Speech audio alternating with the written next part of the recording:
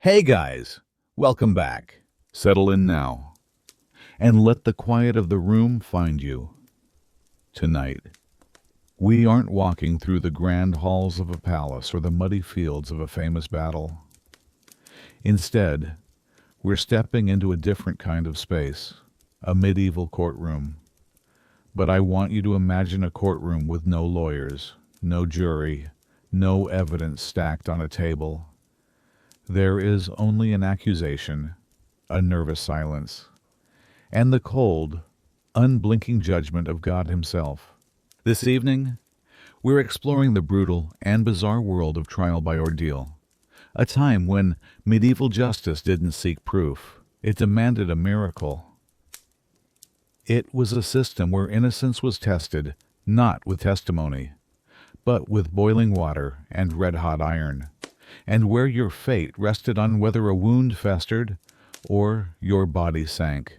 If this kind of storytelling helps you unwind, feel free to like the video and subscribe, but only if it truly brings you peace.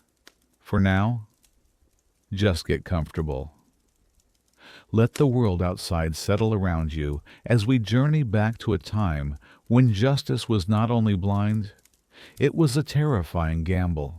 To understand why a society would turn to such brutal methods, you first have to understand the world they lived in. Long before the grand, Gothic cathedrals and towering castles we imagine, the early Middle Ages were a scattered collection of villages and forests, bound by custom and faith. There were no police forces as we know them, no CSI units, no sprawling legal libraries. Justice was a local, intimate, and deeply personal affair. Imagine for a moment you're a farmer in the 9th century, and your neighbor accuses you of stealing his only ox. There are no cameras, no receipts, no witnesses. What happens next? You wouldn't call for a lawyer.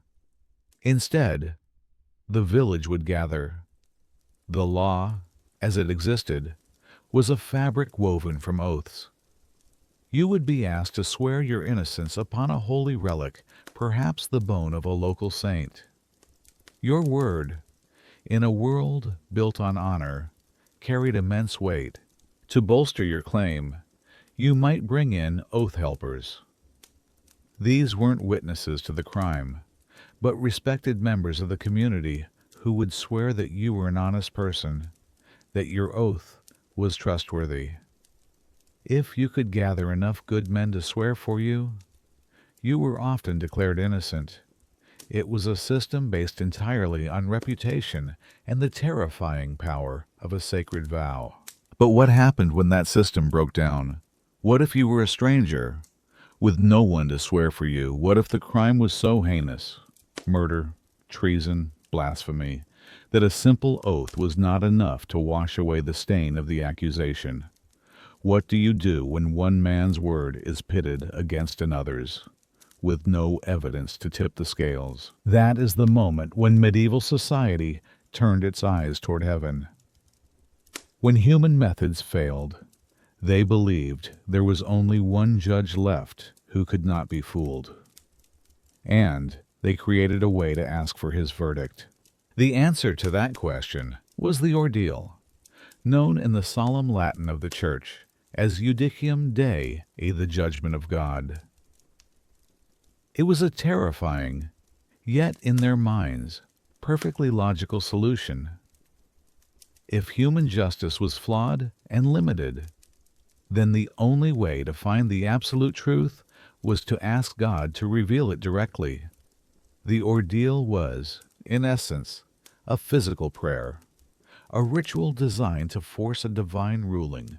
The logic, which feels so alien to us now, was built on a foundation of unshakable faith. A just and all-powerful God, they reasoned, would never allow an innocent person to be wrongfully punished.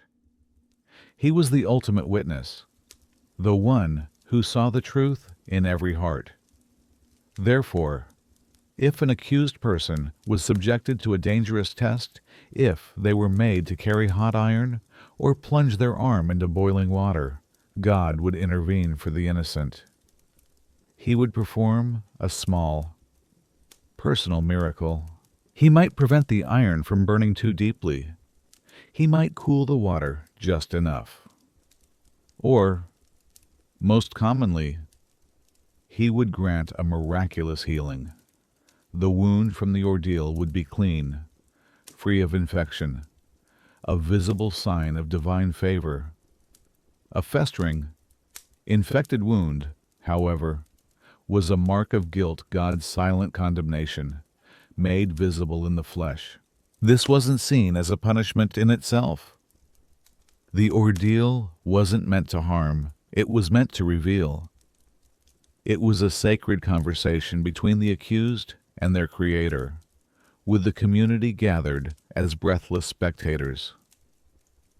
Every element of the ordeal, from the water in the cauldron to the iron in the fire, was blessed, consecrated, turned into a divine instrument. They were creating a moment where heaven was invited to touch the earth and point a finger, one way or the other. It was the ultimate appeal, to the highest court imaginable. For the judgment of God to be legitimate, it needed his official representatives on earth. This is where the church stepped in. In the early Middle Ages, the ordeal was not a secular, state-run affair. It was a profoundly religious ceremony, officiated and controlled by the local priest or bishop. His presence was what elevated the act from a crude test of endurance to a sacred rite. The ordeal would often begin with a mass. The accused, along with the rest of the community, would gather in the church to pray. The accused was often required to fast for several days beforehand, a way of purifying the body and spirit in preparation for divine judgment. The priest, clad in his vestments, would then perform a solemn liturgy, blessing the instruments of the ordeal itself. If it was trial by fire, the iron would be placed upon the altar, prayed over, and sprinkled with holy water before being heated. If it was trial by water, the pond or river would be consecrated, with the priest commanding the water, in God's name, to accept the innocent and reject the guilty. The air would be thick with the scent of incense and the low murmur of Latin prayers. The priest was the gatekeeper of the miracle. He was the one who interpreted the final result. He examined the hand for signs of healing or festering. He declared if the sinking body was a sign of innocence. This gave the clergy immense power, not just spiritually, but legally. They were the arbiters of divine will, the final voice in a matter of life and death. So, when you picture a trial by ordeal, don't imagine a spectacle of mob justice in a muddy field. Picture it, at least in its early form, as a solemn, church-sanctioned event. It was a ritual where the lines between law and faith, between the court and the cathedral, were completely blurred. Justice was sought inside the house of God, with his servants acting as the judges. So, let's trace the path of a medieval man or woman standing in the shadow of accusation. The journey to the ordeal was a formal, structured process.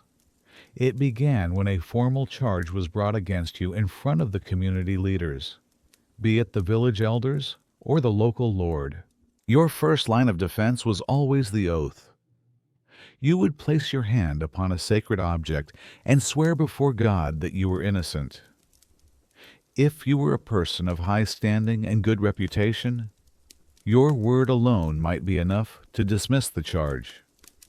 If your accuser persisted, you would be asked to produce your oath helpers, those pillars of the community willing to stake their own souls on your character. But this is where the path diverged. The system of oaths had its limits. An ordeal was deemed necessary under specific circumstances. Perhaps the crime was simply too grave for an oath to cover.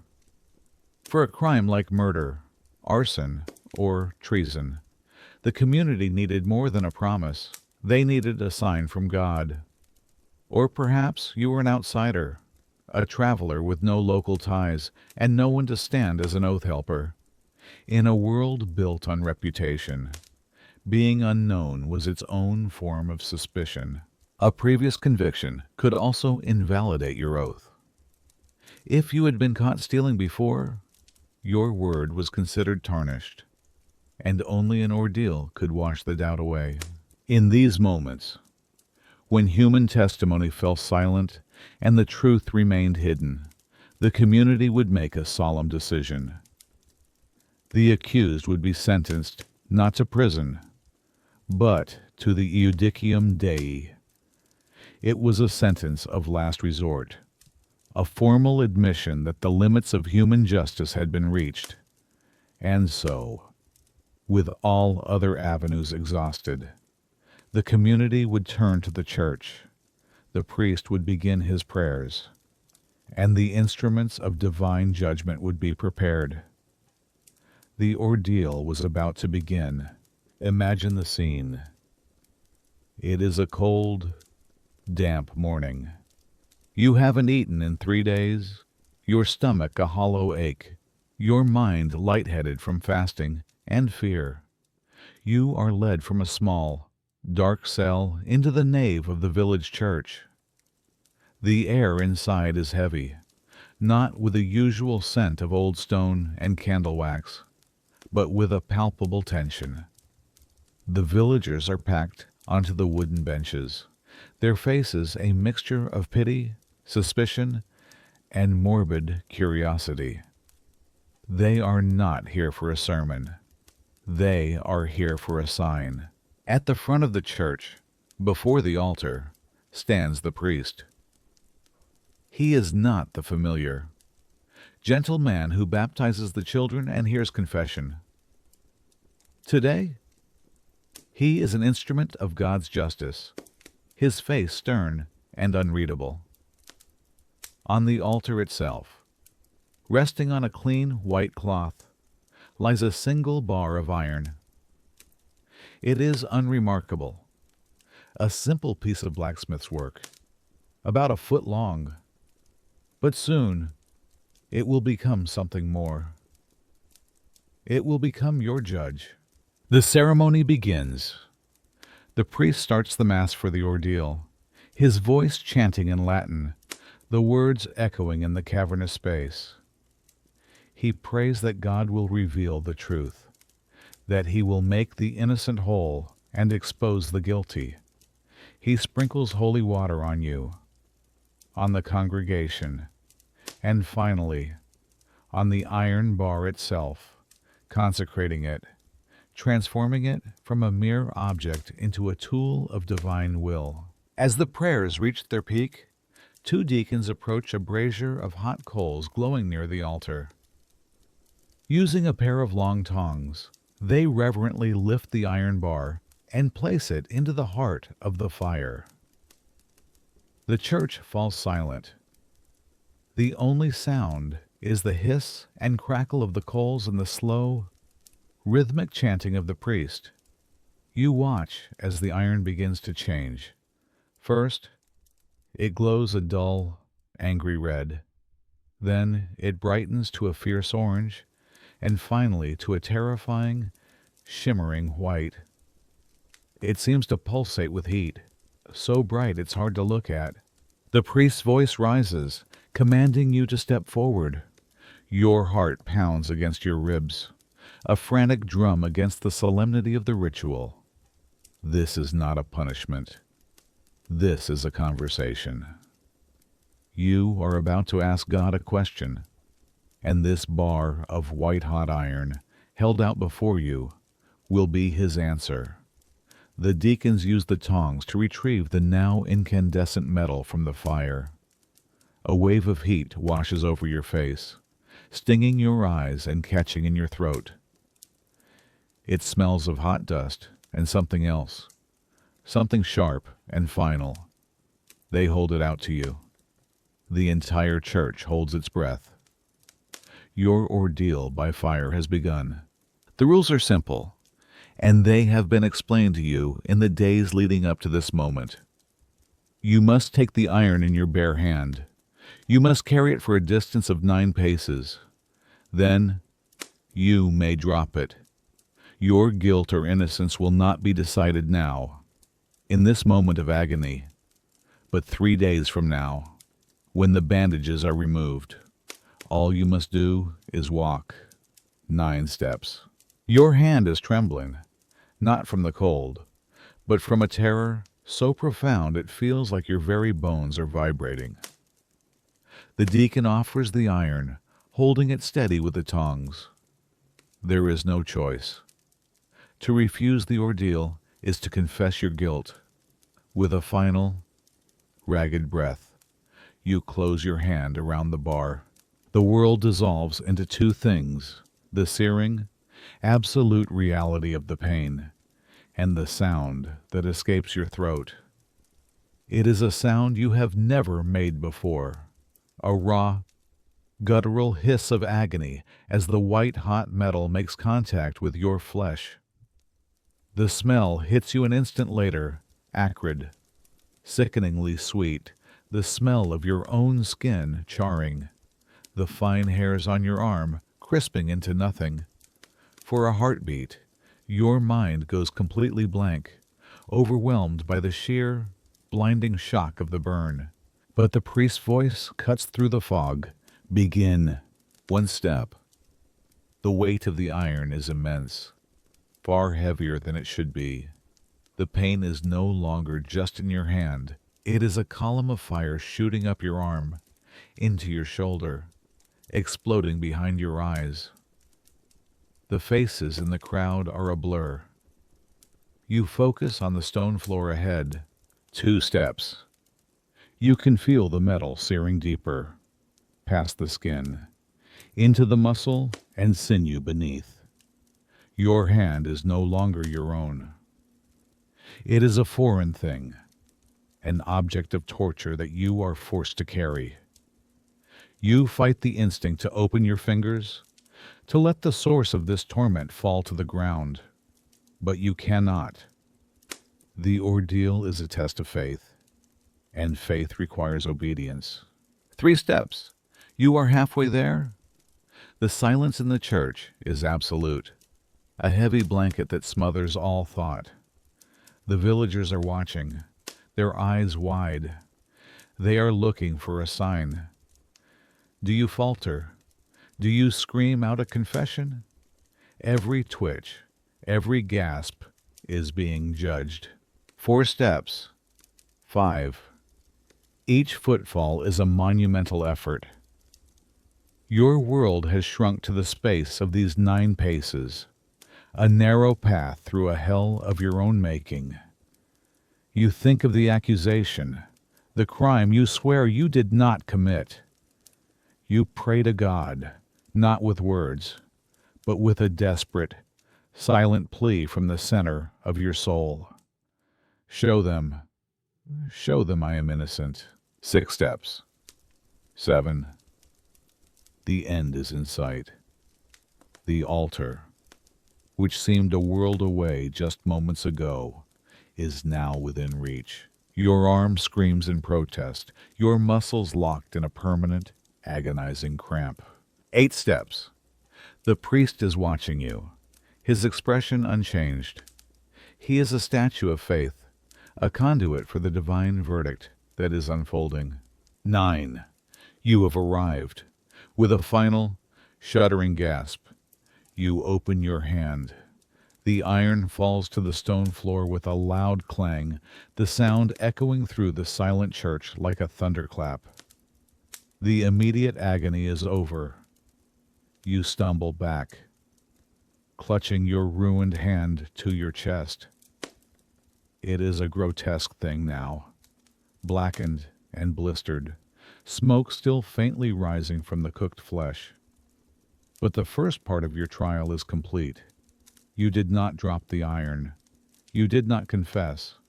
You walked the 9 paces. Now, All that is left is the waiting.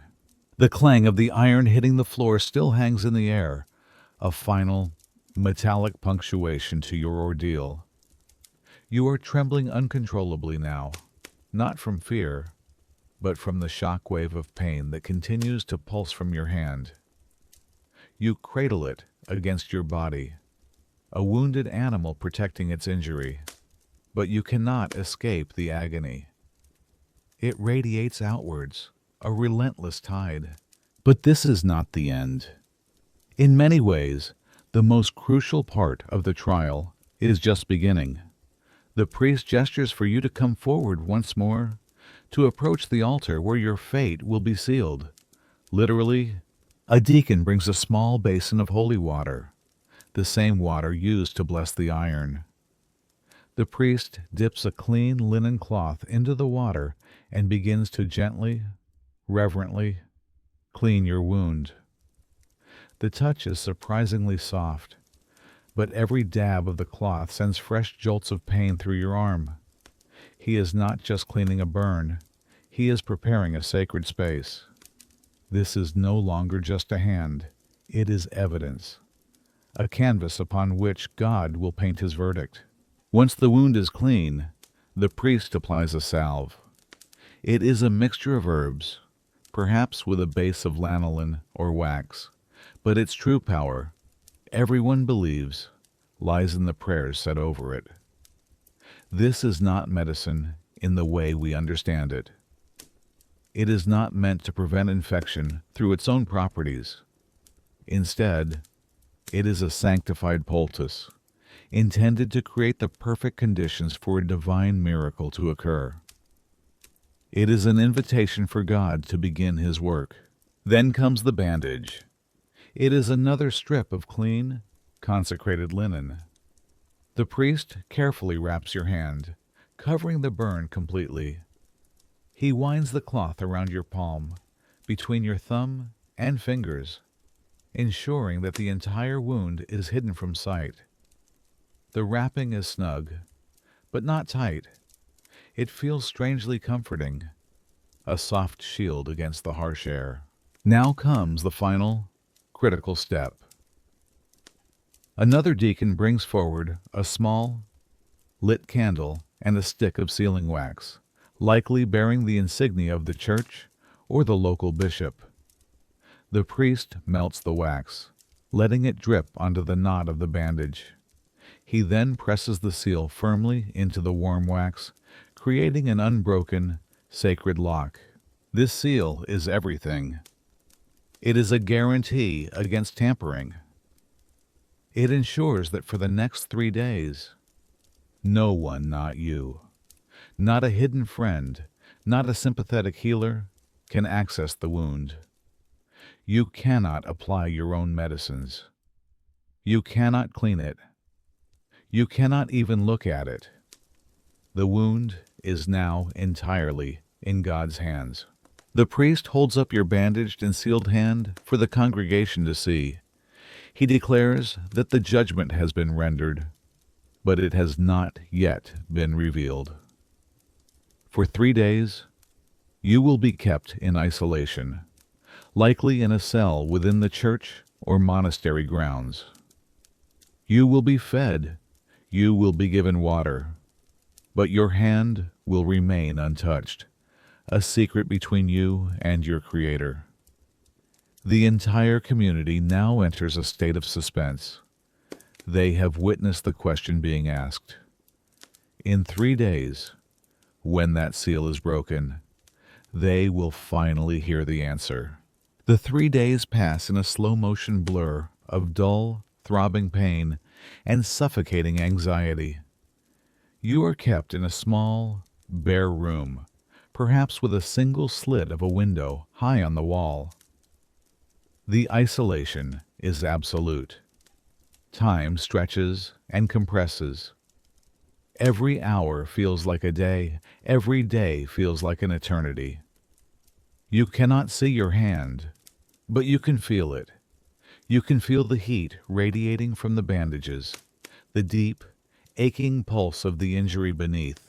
You try to decipher the sensations. Is the throbbing a sign of healing? Of God knitting your flesh back together? Or is it the angry pulse of infection, a sign that pus is gathering, that your body is putrefying from within? You pray constantly, desperately. You beg for a miracle, for a sign of mercy, but there is no answer, only the silent, relentless throb beneath the linen.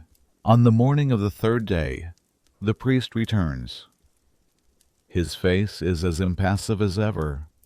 He leads you back into the church, which is once again filled with the same silent, waiting faces. The atmosphere is even more charged than before. The suspense has been building for 72 hours. Today, the judgment will finally be revealed. You are brought once again before the altar. The priest takes your bandaged hand in his. He holds it up for all to see, turning it slowly so that everyone can inspect the sacred seal. He asks the crowd, "Is the seal unbroken?" A murmur of assent ripples through the church. The seal is intact. There has been no tampering. What lies beneath is the work of God alone.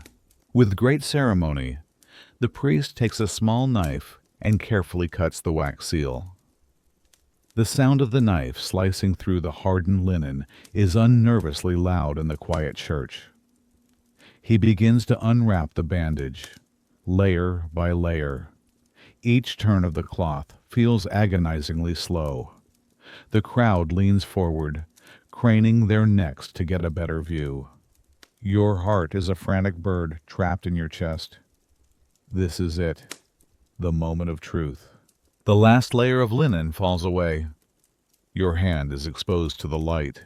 The priest and the entire community leans in to look. For a moment, there is a collective, breathless silence as they interpret what they see. Imagine two possibilities. In the first, a miracle has occurred. The wound, though clearly a severe burn, is clean. The flesh is pink and healthy looking around the edges. There is no swelling, no redness spreading up your arm, and most importantly, no pus. There is no sign of the sanies, the corrupt and fetid discharge that was considered the undeniable mark of guilt. The wound is healing cleanly. A sigh of relief, of awe, sweeps through the crowd. The priest looks at you, a flicker of something new in his eyes, perhaps respect, perhaps relief. He raises his voice and declares, "Deo gratias, thanks be to God. Behold," he proclaims, "God has shown this one to be innocent. You are free. The ordeal is over. You have been vindicated by heaven itself." But there is the other possibility.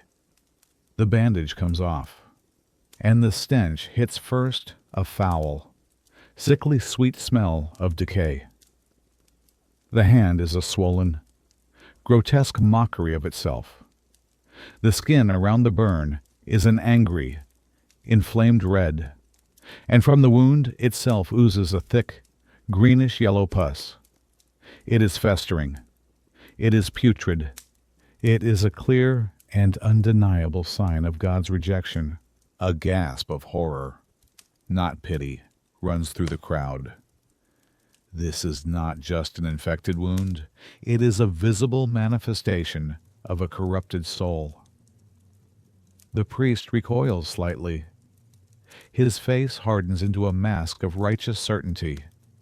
He looks not at you, but at the crowd, and his voice booms with the conviction of a divine sentence.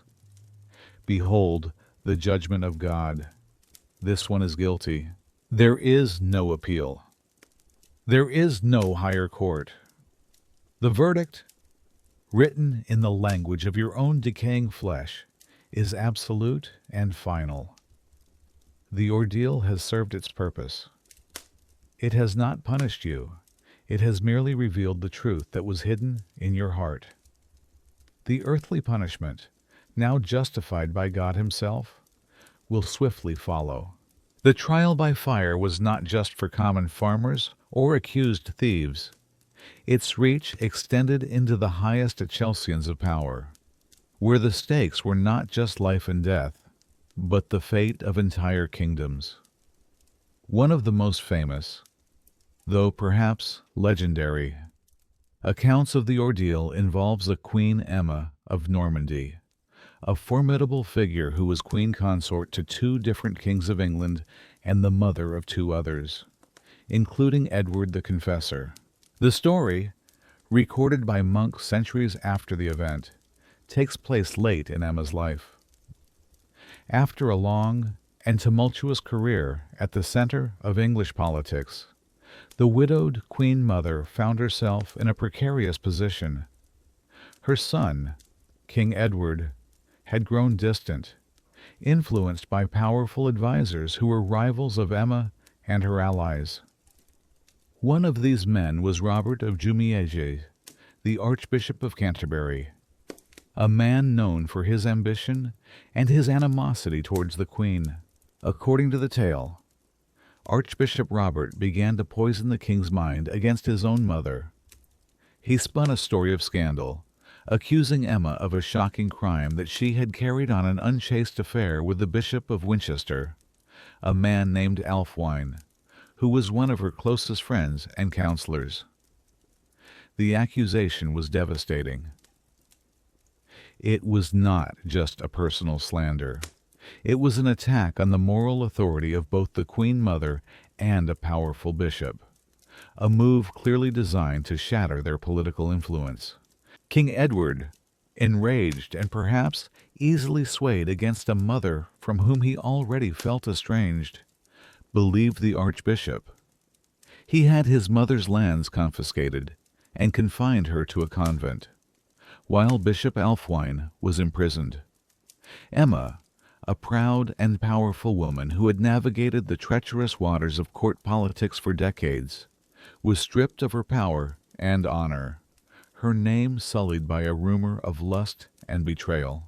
From her confinement in the abbey, Queen Emma vehemently denied the charges. But in a world where proof was elusive, her word against an archbishop's was not enough. She demanded a way to prove her innocence, not just to her son, but to the entire kingdom and to God. She chose to submit herself to the Judicium Dei. She would undergo the trial by fire. The stage for this royal ordeal was set at Winchester Cathedral.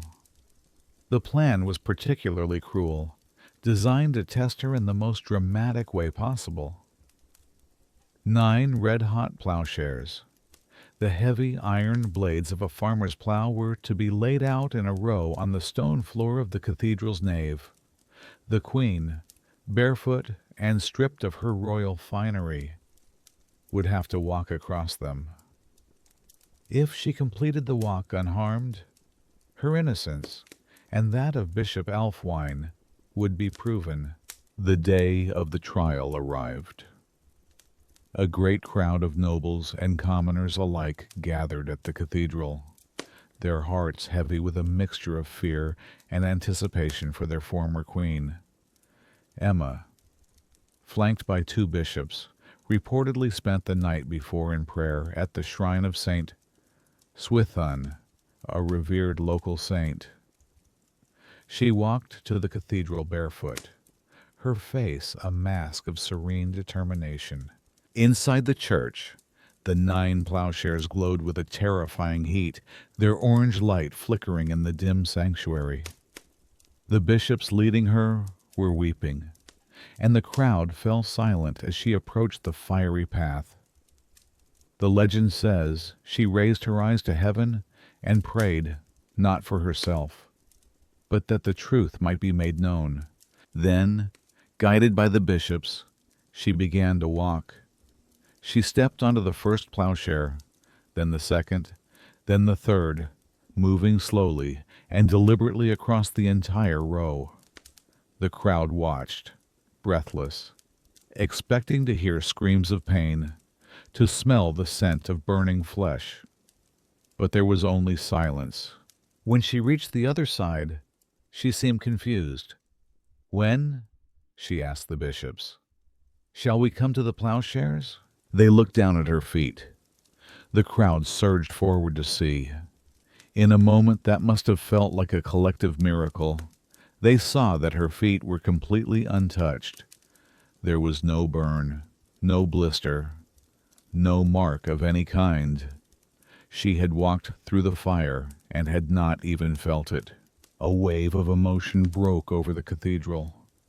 The people began to weep and shout, praising God for the miracle they had just witnessed. King Edward, who was present and had been watching in stony silence, was overcome with remorse. He fell at his mother's feet, begging her for forgiveness, which she tearfully granted.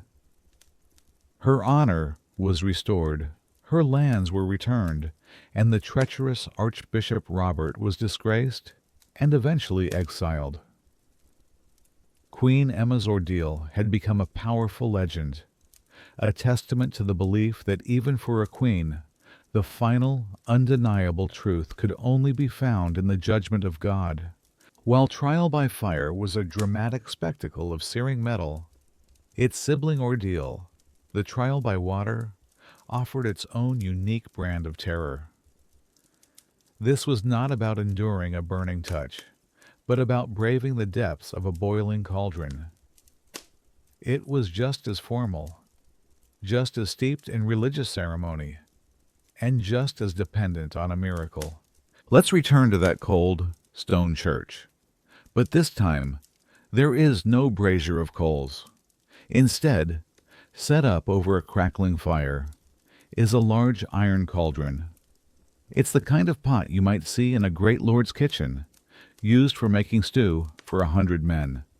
But today, it is filled with water, and it is bubbling and steaming, the surface churning with a furious energy.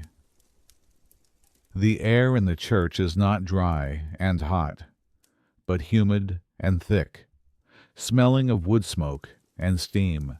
The priest has performed the same rituals as before. He has said the Mass, prayed for God to reveal the truth, and consecrated the instrument of the ordeal. But this time, he has blessed the water itself, commanding it to become a tool of divine judgment.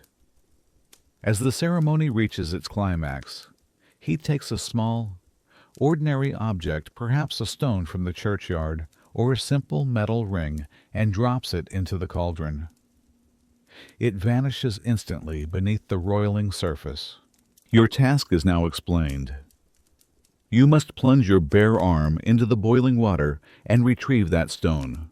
The horror of this task is immediate and visceral. You know what boiling water does. You've seen it scald a pig's carcass or soften the toughest vegetables. The thought of willingly submerging your own living flesh into that cauldron is a violation of every natural instinct. The depth of the plunge was often calibrated to the severity of the crime.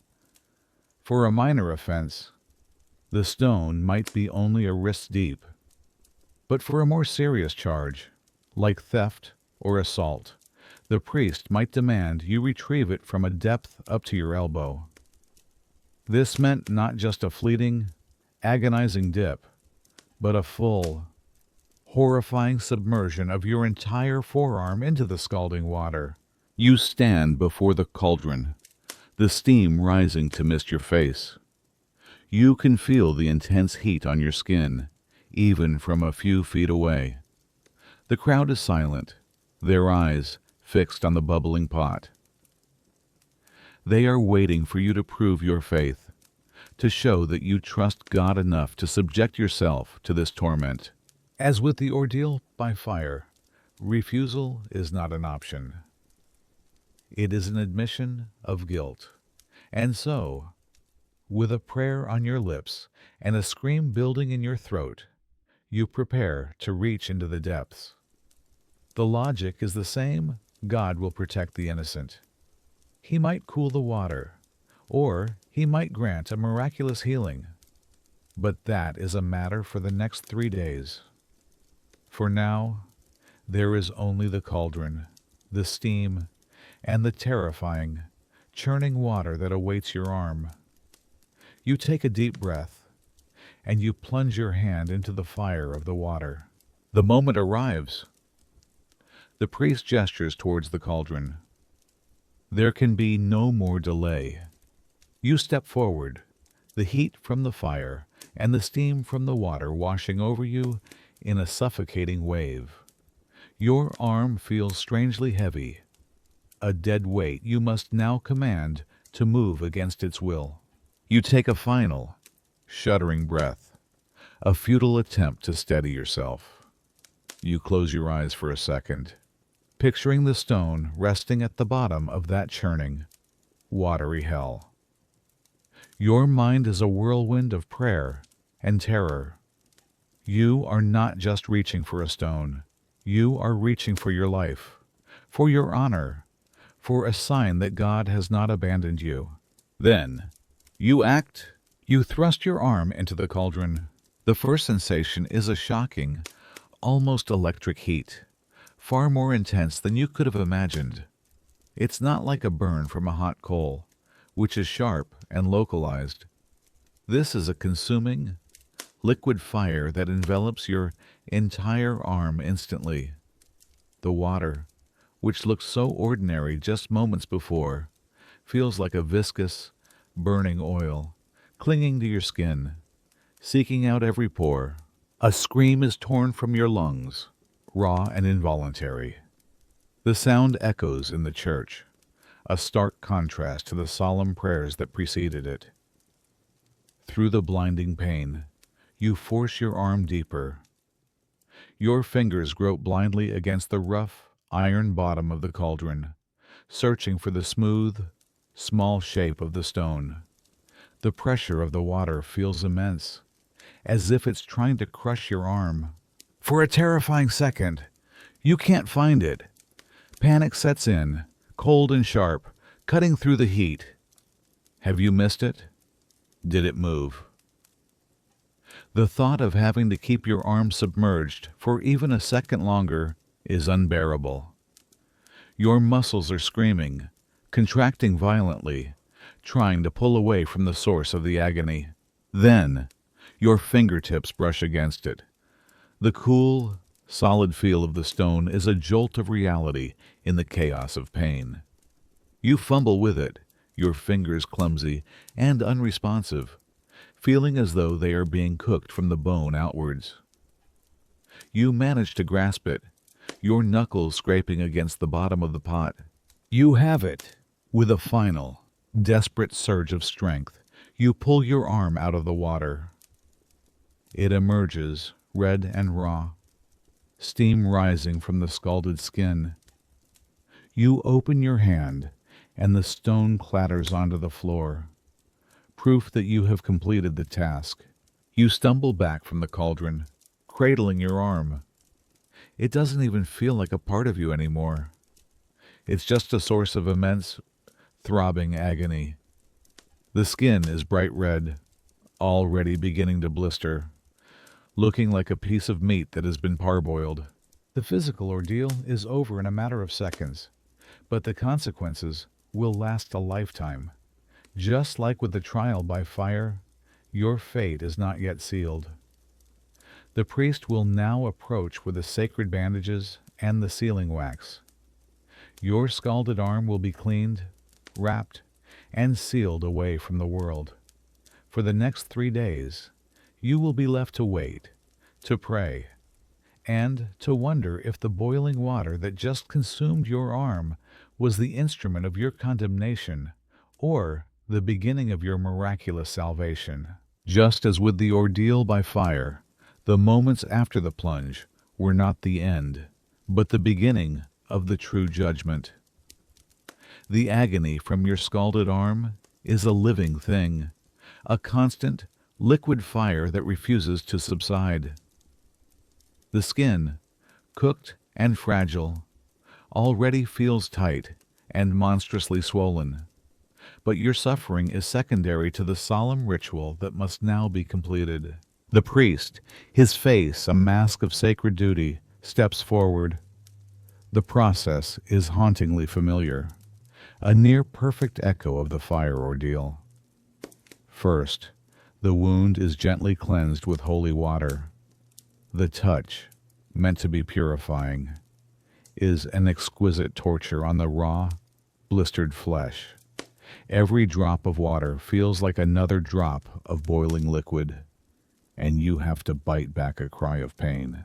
Then comes the application of the consecrated salve and the careful wrapping of the arm in clean, blessed linen.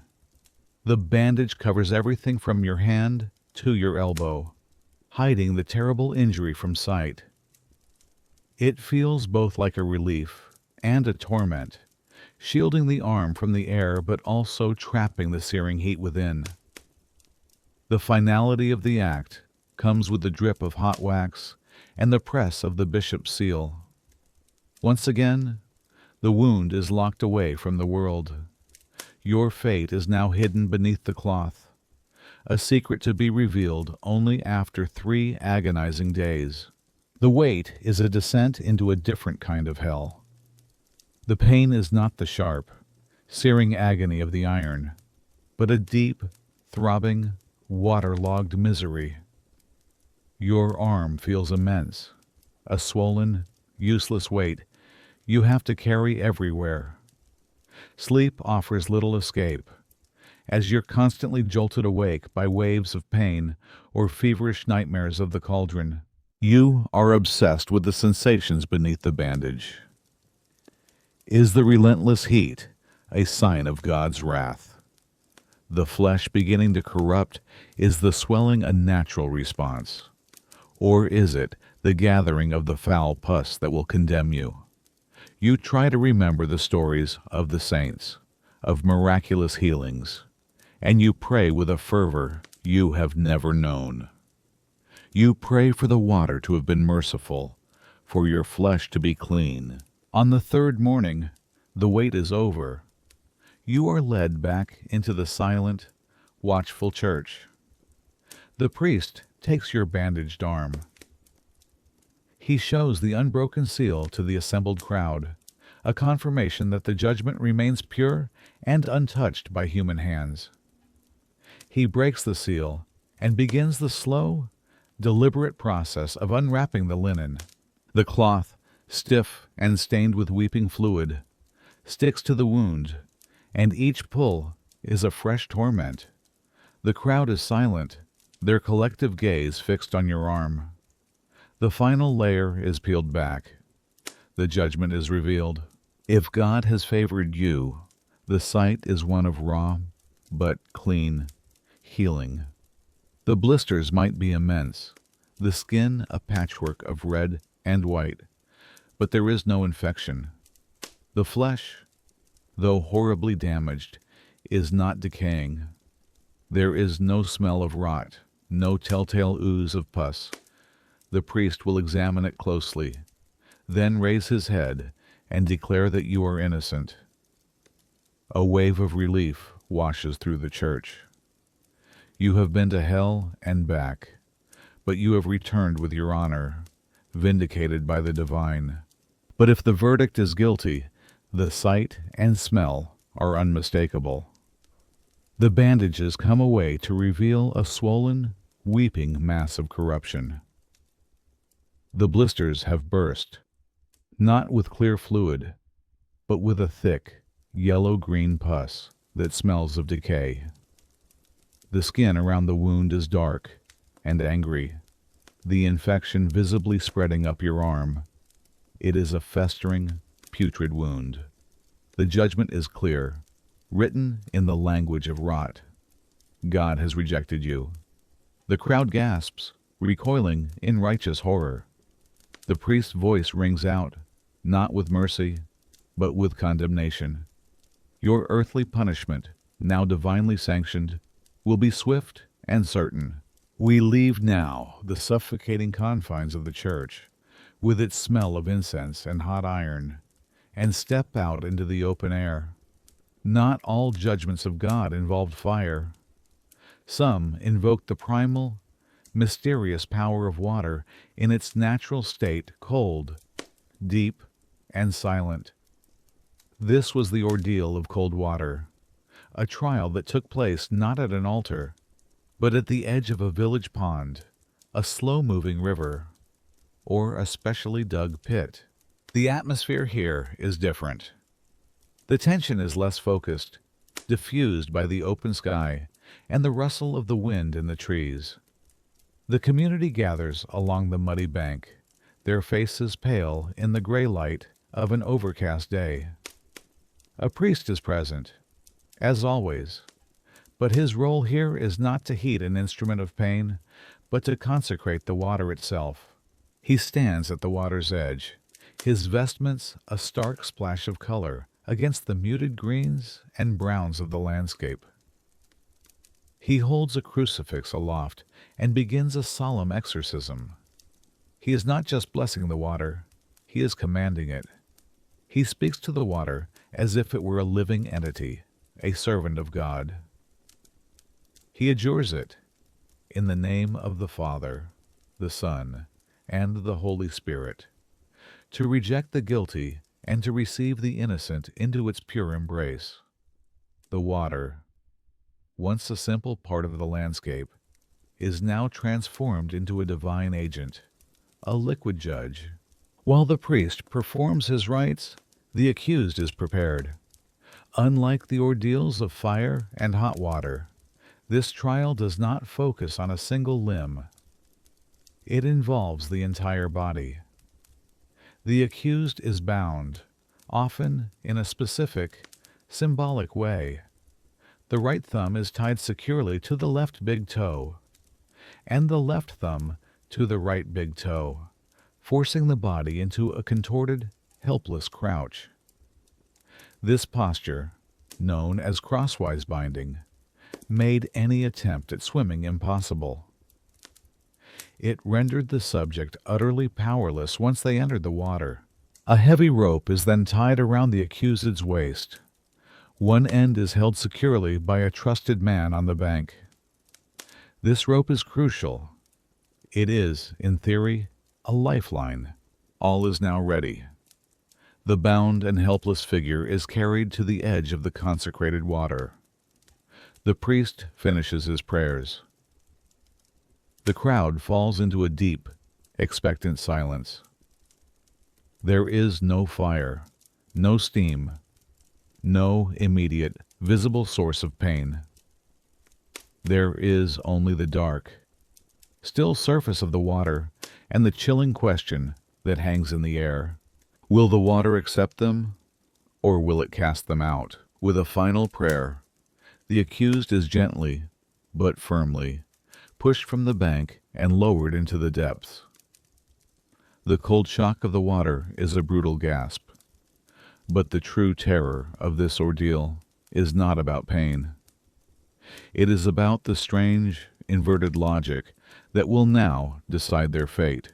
As your body hits the freezing water, a primal instinct takes over the fight for air, the desperate need to survive.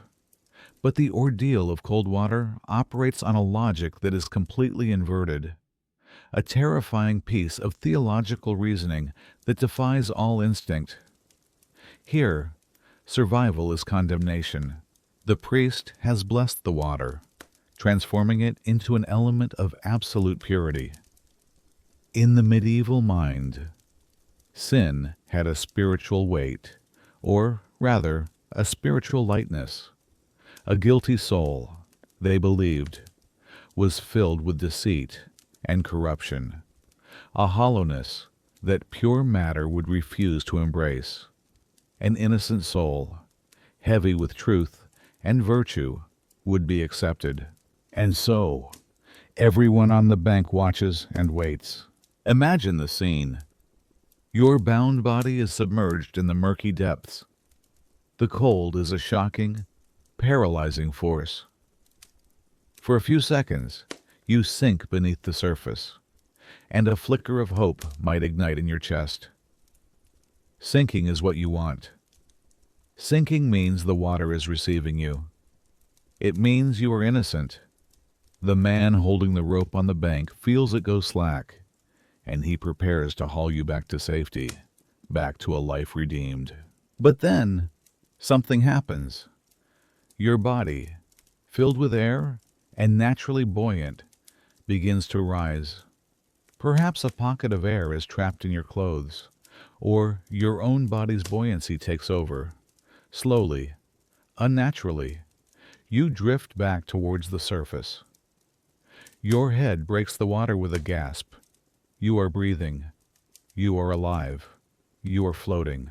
And as you look towards the shore, you see not relief in the eyes of the crowd, but horror. A murmur turns into a shout. The priest points a stern finger at you. Because in this upside-down courtroom, to float is to be rejected by the sacred water. To float is to be cast out. To float is to be guilty. The very element of baptism, the water meant to cleanse the soul, has refused you. It has found you impure, unworthy of its embrace. Your own body's instinct to survive, to fill its lungs with air, has become the evidence of your damnation. The sight of you bobbing on the surface, alive and breathing, is the miracle they were looking for, a miracle of condemnation. The priest's voice rings out across the water, declaring the judgment of God. There is no need to wait 3 days. There is no wound to inspect. The verdict is instant, delivered by the water itself. You have been found guilty.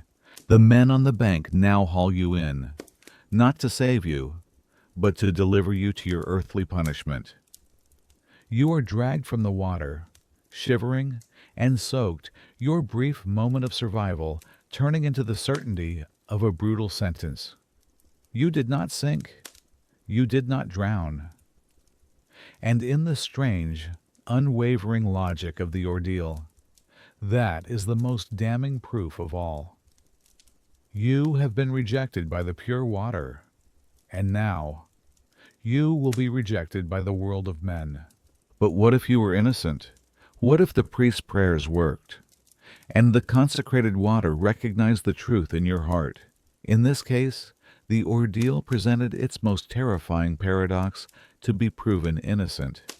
You first had to sink. You had to drown. Let's imagine the scene again, but this time from the perspective of the innocent. You are bound, helpless, and pushed into the freezing water.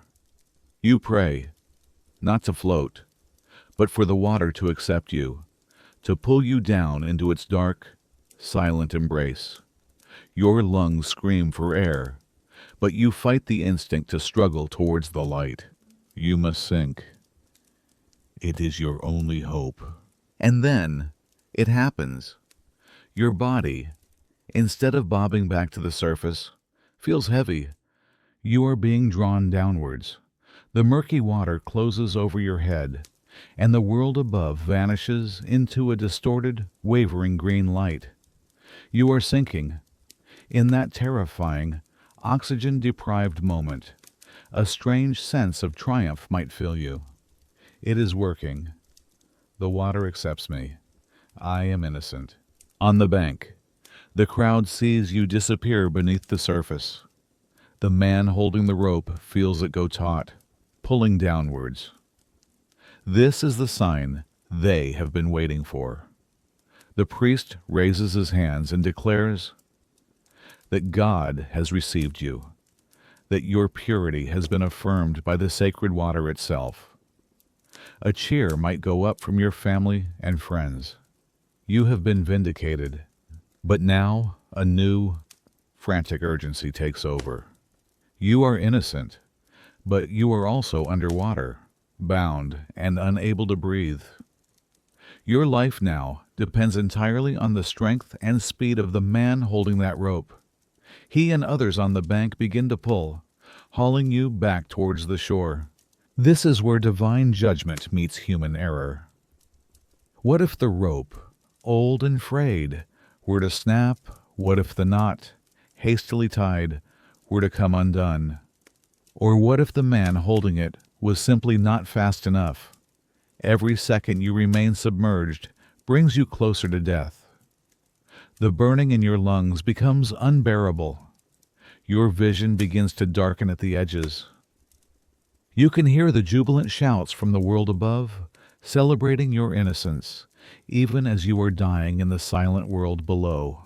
More often than not, they would pull you out in time. You would be dragged onto the bank, coughing up water, gasping for air, your body trembling from the cold and the near-death experience. You are alive. You are free. Your name is cleared, your honor restored. You have survived the judgment of God.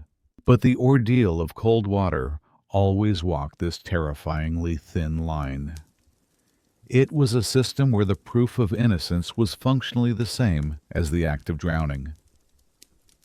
It created a bizarre catch-22. The very event that saved your reputation could easily end your life. It is perhaps the starkest example of the ordeal's brutal logic, a system so committed to discovering a divine truth that the survival of the human being at its center was often a secondary consideration. You might be innocent, but you would first have to prove that you could survive your own vindication. The ordeal of cold water, with its perverse logic of floating and sinking, did not simply fade away with the end of the High Middle Ages. While the formal, church-sanctioned Judicium Dei was officially abolished in 1215, this specific trial found a new, terrifying life centuries later.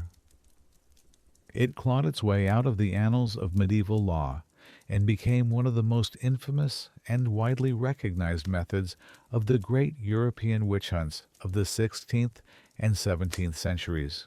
The practice, now stripped of its formal religious liturgy, but retaining its core, twisted logic, became known as swimming a witch or ducking. The underlying belief remained eerily the same. A witch, having renounced their baptism and sworn allegiance to the devil, would be rejected by the pure element of water. The water, which had once been blessed by a priest to reveal God's judgment, was now simply seen as an inherently holy element that would recoil from a creature of ultimate evil. The scene, however, was often very different.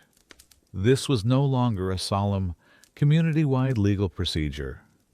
It was frequently a terrifying spectacle of mob justice. An accused witch, often an elderly woman, an outcast, or someone who was simply unpopular, would be dragged to the local pond or river by a terrified and furious crowd. They would be bound in the same crosswise fashion, thumb to opposite toe, just as their medieval predecessors had been.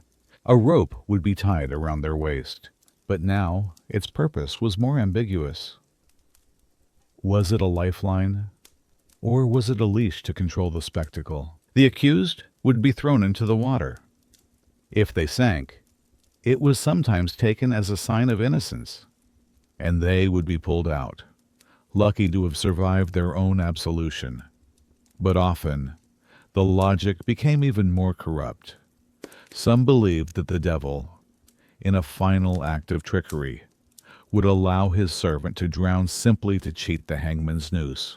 The real spectacle, the one the mob was baying for, was if the accused floated, as the bound woman bobbed to the surface, gasping for air. The crowd would erupt not in horror, but in a kind of triumphant fury. It was the proof they needed. The water itself had refused her. She was a witch. She would be hauled from the water, not to be set free, but to be taken to a formal trial where this divine evidence would be used against her.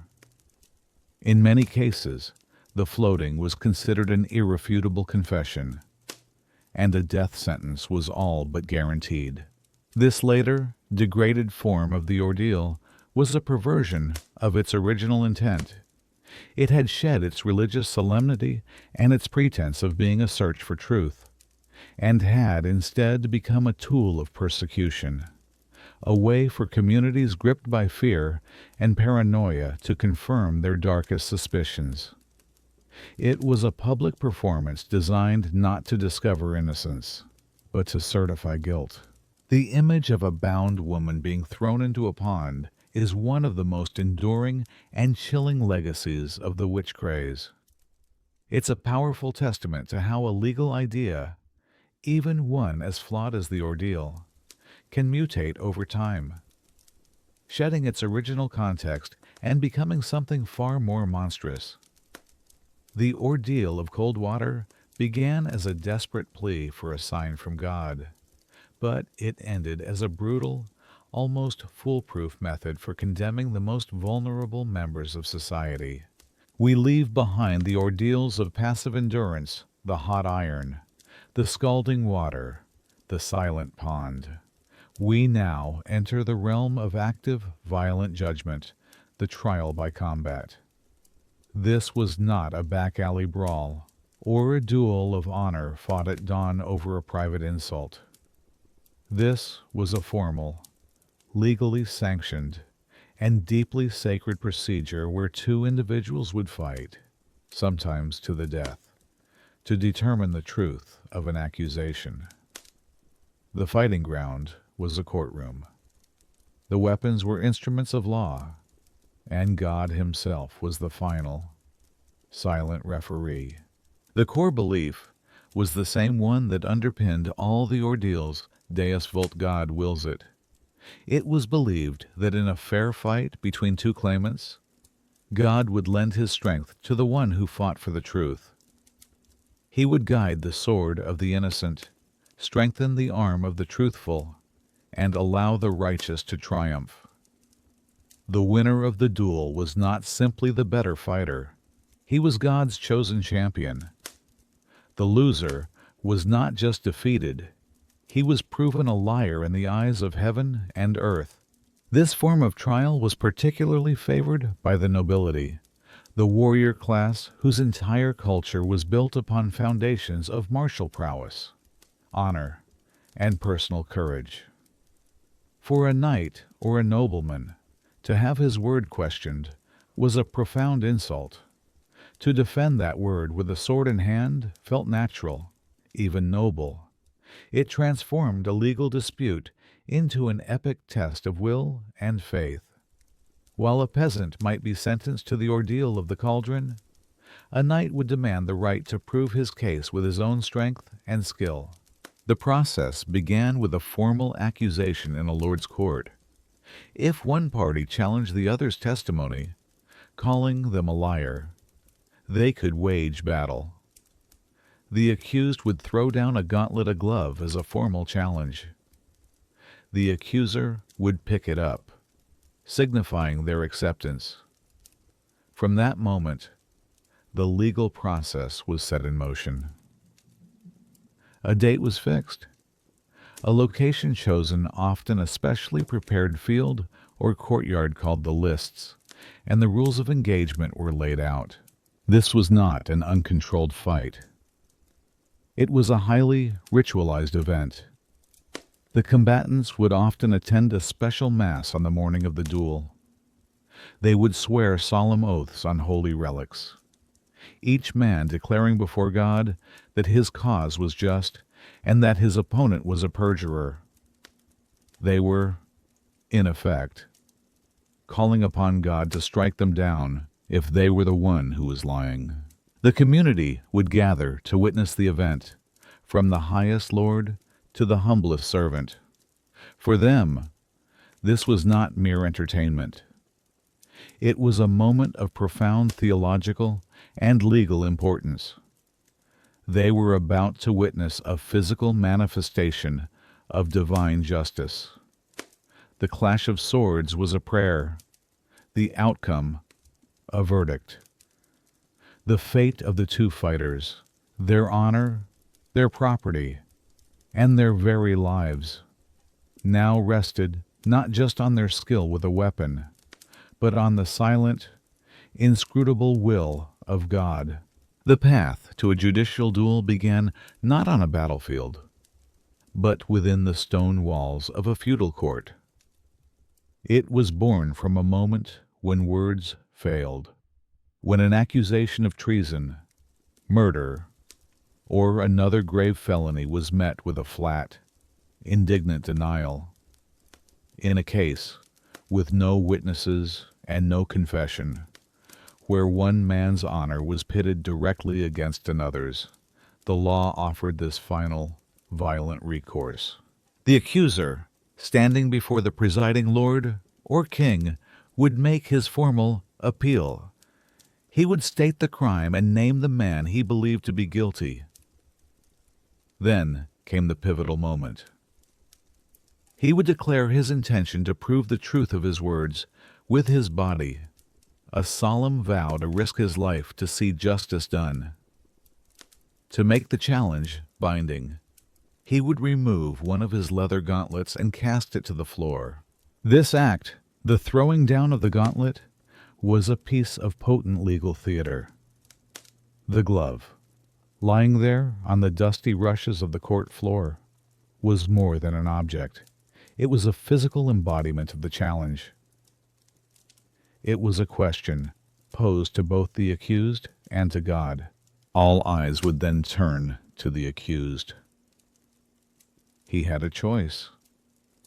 He could refuse the combat, but this was often seen as a sign of cowardice or guilt, and he might lose the legal case by default. Or he could accept the challenge. To do so, he would step forward, bend down, and pick up the gauntlet. The moment his fingers closed around the leather, the duel was legally set. A contract had been made, sealed not with ink, but with the promise of blood. With the challenge accepted, the court would spring into action. This was not a matter to be settled immediately. Preparations were meticulous and could take weeks, even months. The Lord would set a date and a place for the combat. The chosen location was the lists, a specially prepared field, often just outside the castle walls or in a town square. This was not just any patch of grass. The lists were a sacred and legal space. The ground would be measured, typically 60 paces long and 40 paces wide, and flattened. It would be enclosed by a wooden fence or a heavy rope barrier to keep the eager, and often rowdy, crowd at a safe distance. At either end, a tent would be erected for each combatant, a private space where he could pray, arm himself, and mentally prepare for the fight to come. A special viewing stand would be built for the presiding lord, the clergy, and other nobles of high rank. They were not just spectators. They were the official witnesses to God's judgment. During the weeks of preparation, the combatants would train relentlessly. They were also expected to lead a pious life, attending Mass, praying, and fasting to purify themselves before standing for divine judgment. They would work with the court to agree upon the weapons. While the classic image is of two knights in full armor on horseback, the duel could take many forms. Sometimes it was fought on foot, with swords and shields. Other times, it might be with axes, maces, or daggers. The weapons were meant to be equal, giving neither man an unfair advantage. After all, the outcome was supposed to be decided by God's will, not by a superior piece of steel. As the day of the duel approached, the entire community would be swept up in a state of anticipation. This was more than a fight. It was a legal and spiritual event of the highest order, a moment when the veil between heaven and earth would be briefly lifted, and God himself would point to the liar. The trial by combat, with its brutal logic of divine victory, presented an immediate and obvious problem: what happened when an accusation was leveled against someone who could not possibly fight? What was the recourse for a woman, a child, an elderly man, or a member of the clergy who was forbidden by holy orders from shedding blood? The medieval legal system, in its own rigid way, had an answer: the champion. If you were unable to defend yourself in the lists, the law allowed you to appoint a proxy, a champion who would fight on your behalf. This was not seen as cheating the system. The core belief remained that God would judge the righteousness of the cause, not the individual skill of the fighters. He would grant victory to the champion who fought for the innocent party, and deliver defeat to the one defending a lie. The champion was merely a vessel for the divine verdict. In the early days, a champion might be a loyal family member, a son fighting for his aging father, a brother for his sister, or a loyal vassal for his lord. It was an act of profound duty and love to physically place your body between a loved one and a mortal accusation. But as the practice became more formalized, a new profession emerged: the champion for hire. These were professional warriors, men of skill and strength, but often of low social standing. They were, in essence, legal mercenaries. For a fee, a town, a monastery, or a private individual could hire a champion to represent them in a judicial duel. This introduced a strange new dynamic to the quest for justice. Suddenly, your innocence could depend on your ability to afford a better warrior than your accuser. The best champions were in high demand, their services expensive. They were a strange mix of feared brawler and legal necessity, living on the fringes of society, but occasionally finding themselves at the very center of a kingdom's attention. Imagine being a woman accused of a crime, watching from the stands as two strangers, two hired swords, prepare to fight to the death over your honor. Your life depends not on your own words or character, but on the skill and courage of a man you may have only just met, a warrior whose fate is now inextricably linked with your own. And that link was terrifyingly real. A champion did not simply fight for money. He was legally bound to the outcome. If he lost the duel, his employer was, of course, declared guilty. But the champion himself faced a dire punishment. He was not usually executed, but he was punished for fighting on behalf of a proven liar. This was seen as a form of perjury, swearing with your sword to a false cause. The standard penalty for a defeated champion was the loss of his right hand. This brutal measure ensured that a champion would not and could not throw a fight. He had as much to lose as the person he was representing. It also meant that only the most confident or the most desperate men would take up this perilous trade. They were gamblers, staking their own bodies on the innocence of others. Their presence in the legal system was a practical, if unsettling, solution to a fundamental flaw in the trial by combat, ensuring that everyone, in theory, had a fighting chance at divine justice. The trial by combat was not just a theoretical legal principle. It was a real and terrifying event that shaped lives and legacies. And no story illustrates its brutal, high-stakes nature more clearly than the saga of Sir Jean de Carouge and Jacques Legris, the men who fought in what would become known as the last judicial duel ever officially sanctioned by the Parlement of Paris. The year was 1386. De Carouge and Legris were Norman knights, vassals to the powerful Count Pierre d'Alençon. They had once been close friends, even godfathers to each other's children. But their friendship had soured over time, curdled by courtly rivalry and the Count's blatant favoritism towards the charming, intelligent Legree. De Carouge, a proud and somewhat grim soldier, felt increasingly sidelined, his lands and titles dwindling while Legree's star continued to rise. The simmering resentment exploded into a mortal conflict when de Carouge returned home after a long and arduous military campaign in Scotland. He was met by his young wife, Marguerite, who was in a state of profound distress. In a tearful, harrowing account, she told her husband that while he was away, Jacques Legree had forced his way into their chateau.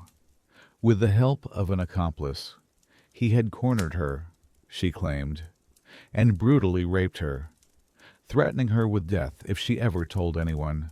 De Carouge believed his wife. For him, this was not just a personal tragedy. It was the ultimate violation of his property, his honor, and his name. Consumed by rage, he sought justice.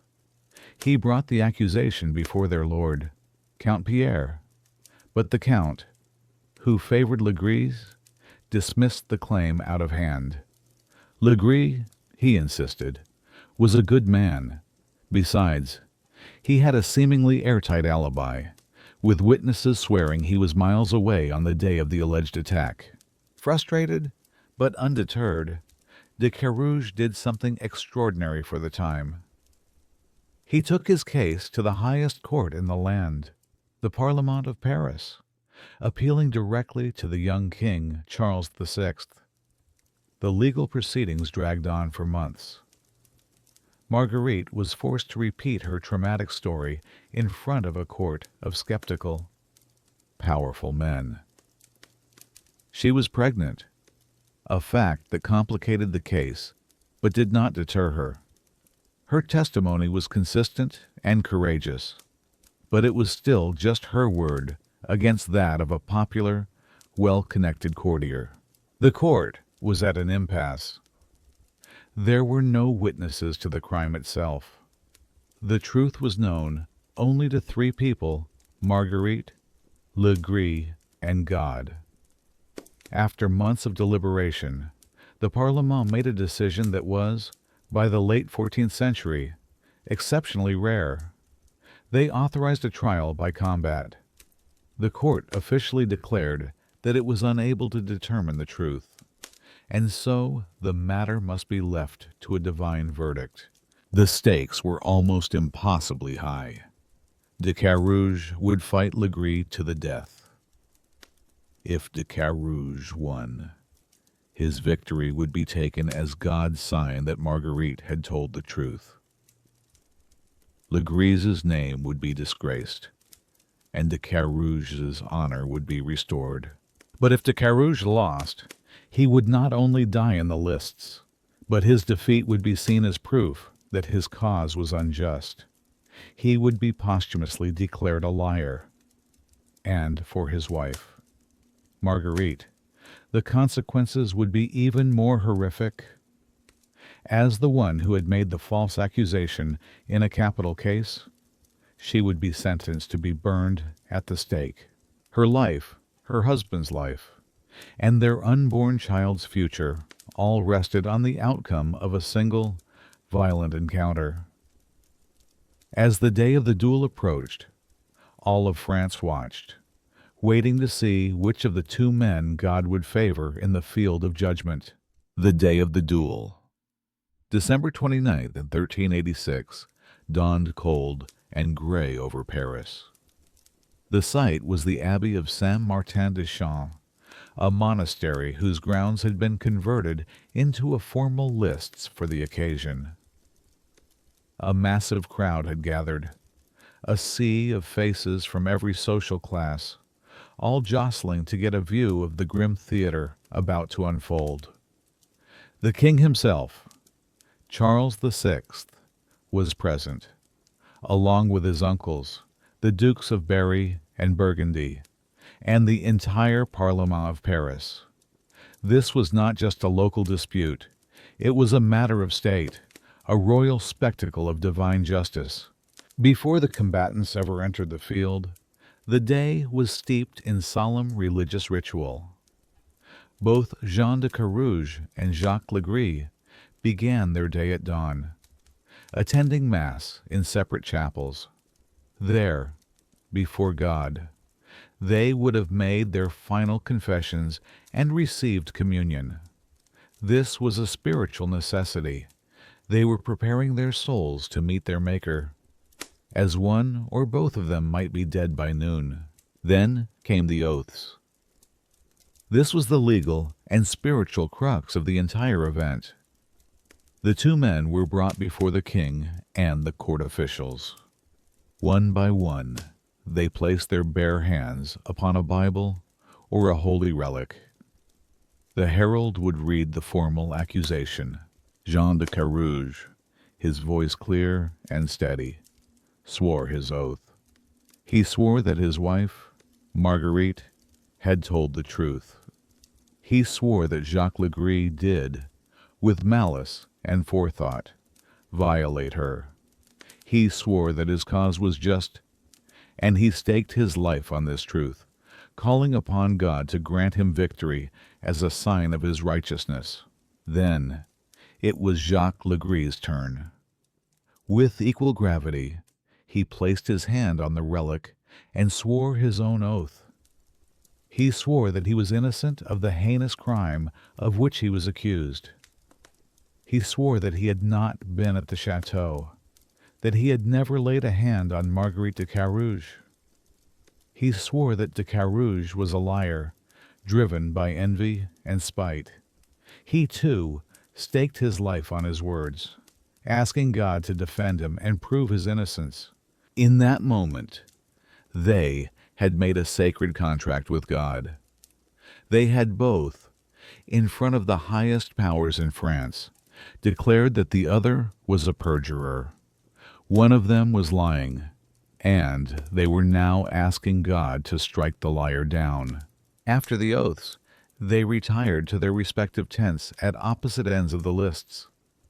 Here, their squires would help them don their armor. This was a long, arduous process. Piece by piece, the heavy plate metal was buckled and strapped into place, the greaves to protect the shins, the cuirass for the torso, the pauldrons for the shoulders, the gauntlets for the hands, and finally, the heavy, vision-restricting helmet. They were being transformed from men into war machines, sealed within suits of steel. While they armed, Marguerite de Carouge, dressed in black, was escorted to a special scaffold overlooking the field. She was a spectator at her own trial. She would be forced to watch the entire bloody affair, knowing that her own life depended on its outcome. If her husband fell, she would be led directly from that scaffold to the stake. The marshals of the field made a final proclamation to the crowd, demanding absolute silence on pain of death. No one was to shout, cry out, or make any sound that might distract the combatants. The judgment of God required perfect, solemn quiet. The stage was set. The oaths had been sworn. The crowd held its breath. The two knights, now fully armed and mounted on their war horses, sat in the silence of their tents, waiting for the signal that would begin their final, deadly appeal to heaven. The herald's trumpet sounded, a single, sharp blast that cut through the tense silence. From opposite ends of the field, Jean de Carouge and Jacques Legris spurred their horses forward. The ground thundered as the two heavily armored figures charged at each other, their lances leveled. They met in the center of the lists with a sickening crunch of splintering wood and ringing steel. Both lances shattered on impact, but both men remained in their saddles, wheeling their powerful war horses around for another pass. The fight had begun with a ferocious intensity. Having failed to unhorse each other, they drew their long swords and charged again. Their blades clashed with a deafening clang that echoed across the silent field. They were both skilled and experienced warriors, their movements surprisingly agile despite the crushing weight of their armor. Blows that could fell a lesser man were turned aside by shields or glanced off plates of hardened steel. The mounted portion of the fight was a brutal, hacking affair. They circled each other, their horses breathing heavily, while they exchanged powerful, hacking blows aimed at finding a weak point in the other's armor, a joint, a visor slit, a weak rivet. During one savage exchange, de Carouge's sword found its mark, wounding Legree's horse. The great beast screamed and collapsed, sending its rider crashing to the ground. Seeing his advantage, de Carouge dismounted, and the fight continued on foot. Now it became a different kind of battle, a grinding, intimate struggle of strength and stamina. They were no longer knights in a chivalrous pass, but two men locked in a desperate, clumsy, and utterly brutal fight for survival. They swung heavy battle axes, the force of their blows jarring their own bodies. They stabbed with daggers, seeking the gaps in the armpits, the groin, the neck. Jacques Legree, the larger and physically stronger of the two, began to gain the upper hand. He managed to land a powerful sword thrust that pierced de Carouge's thigh. The crowd gasped. Blood. A shocking splash of crimson against the mud and steel now stained de Carouge's leg. He staggered, weakened by the wound. Legree pressed his advantage, and with a great heave, he tackled de Carouge, sending both men to the ground. Legree, with his greater weight, landed on top. The duel seemed to be over. He used his bulk to pin de Carouge to the earth, trying to force him to yield or find a way to deliver a final, killing blow. From her scaffold, Marguerite could only watch in horror as her husband struggled for his life beneath his rival.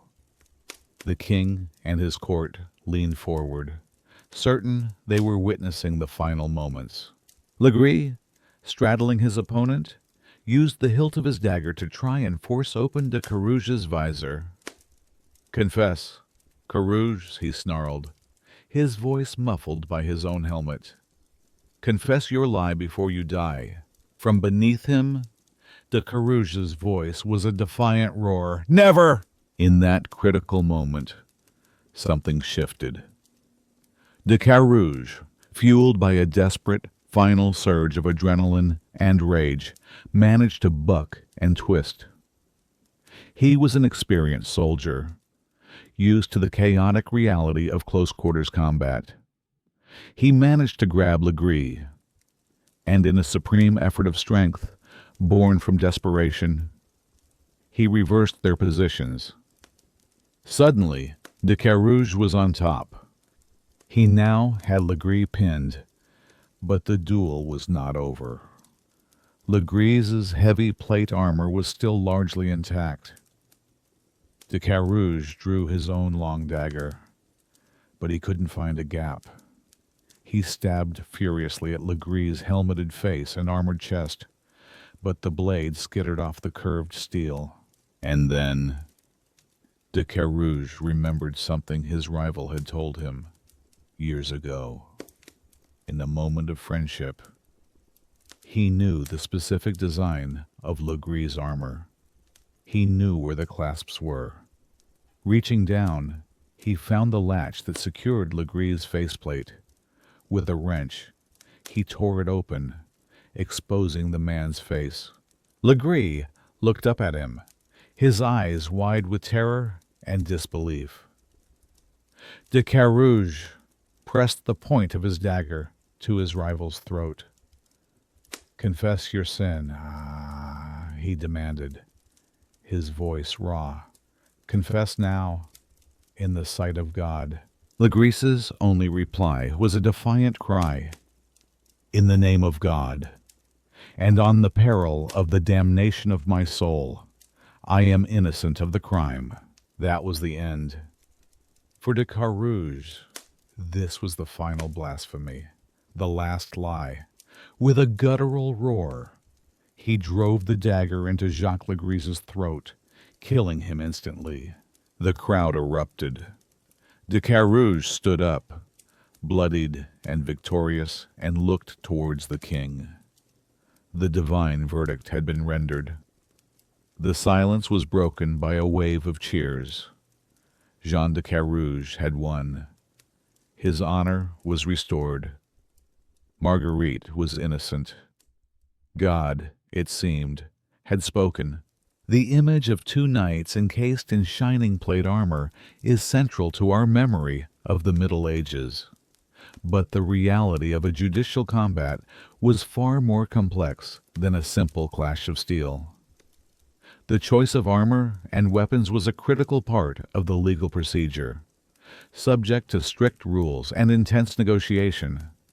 The aim, at least in theory, was to ensure a level playing field, so that the divine verdict would not be tainted by a mere material advantage. The principle of equality was paramount. The combatants were expected to fight with weapons of the same type, quality, and number. If one man fought with a longsword, the other must as well.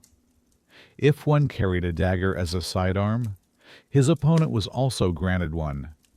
This parity extended to every piece of equipment, from the shield on their arm to the spurs on their heels. For the nobility, like de Carouge and Legris, the duel was often a multi-stage affair, involving different weapons at different phases. The combat typically began on horseback, with each knight armed with a lance. This was the weapon of the chivalric charge, designed for a single, high-impact pass intended to unhorse the opponent. These lances were long, heavy spears of ash or fir, tipped with a sharpened steel point called a coronal. Or, if the lances shattered and both men remained mounted, the fight would move to the second stage, the sword. The judicial combat sword was the arming sword, a heavy, single-handed weapon with a broad, double-edged blade designed for powerful cutting and slashing blows against an armored opponent. These were not the light fencing rapiers of later centuries. They were brutal, weighty cleavers of steel. Should the fight go to the ground, other, more desperate weapons came into play. The battle axe was a terrifying option. Its heavy, curved blade capable of crushing a helmet or shearing through mail with focused, percussive force. Even more intimate was the dagger, specifically a type known as the Ordeal dagger. With its long, needle-thin blade and disc-shaped guard, it was not a slashing weapon, but a specialized tool designed for one purpose: to pierce the gaps in a suit of armor. In the final, desperate moments of a duel, as two exhausted men wrestled in the mud, it was the Ordeal dagger that would be used to probe for an opening at the neck, the armpit, or the visor of the helmet. The armor itself was the subject of intense scrutiny. By the time of the last duel in 1386, knights were wearing full-plate armor, a technological marvel of interlocking steel plates that covered the entire body. A full suit, weighing anywhere from 50 to 80 pounds, offered incredible protection but also severely restricted movement, vision, and breathing. The quality of the steel, the articulation of the joints, and the design of the helmet could all offer subtle advantages. The combatants and their squires would inspect each other's armor before the fight, ensuring that neither had hidden reinforcements or illegal modifications. For duels involving non-nobles, or under different legal codes, the arms could be far stranger.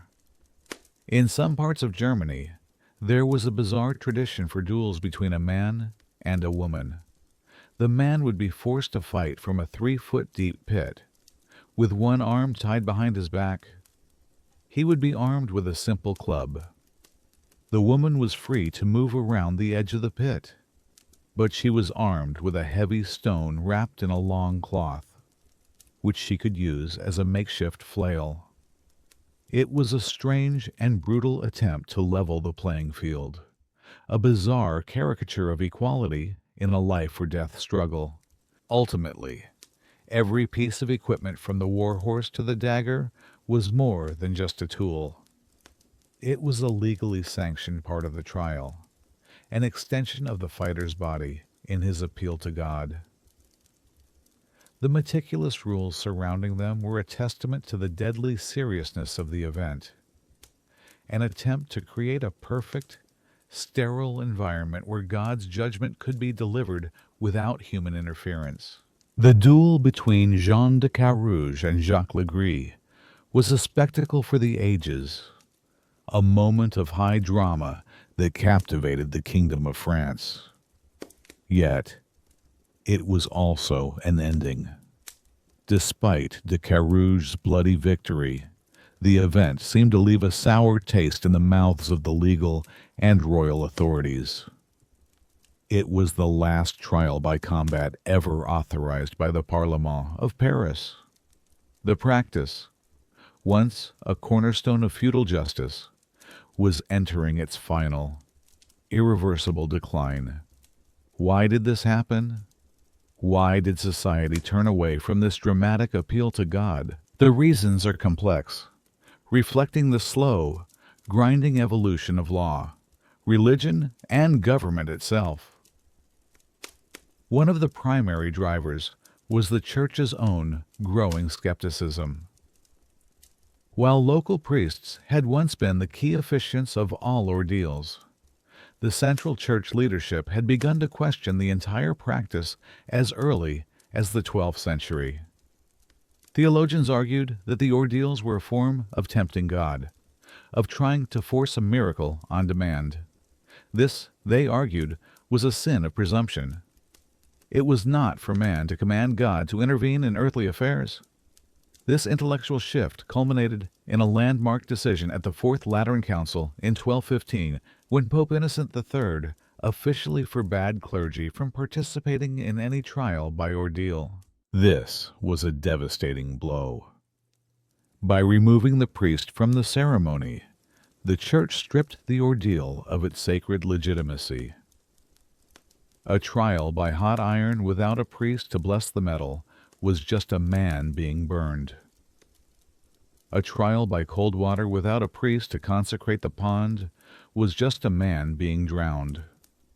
And a trial by combat, without the oath sworn on holy relics and the Mass said before the fight, started to look less like a divine judgment and more like a simple, brutal brawl.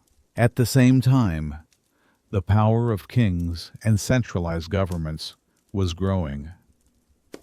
Ambitious monarchs sought to consolidate their power, and a key part of that was establishing a monopoly on justice. Feudal lords settling disputes with private wars or judicial duels was a challenge to the king's authority. Kings like Louis IX of France and Henry II of England began to actively promote royal courts and standardize legal procedures. They wanted a system of justice that was predictable, controllable, and, most importantly, under their command. The chaotic, unpredictable, and often destabilizing nature of the trial by combat was an obstacle to this new vision of centralized, royal law.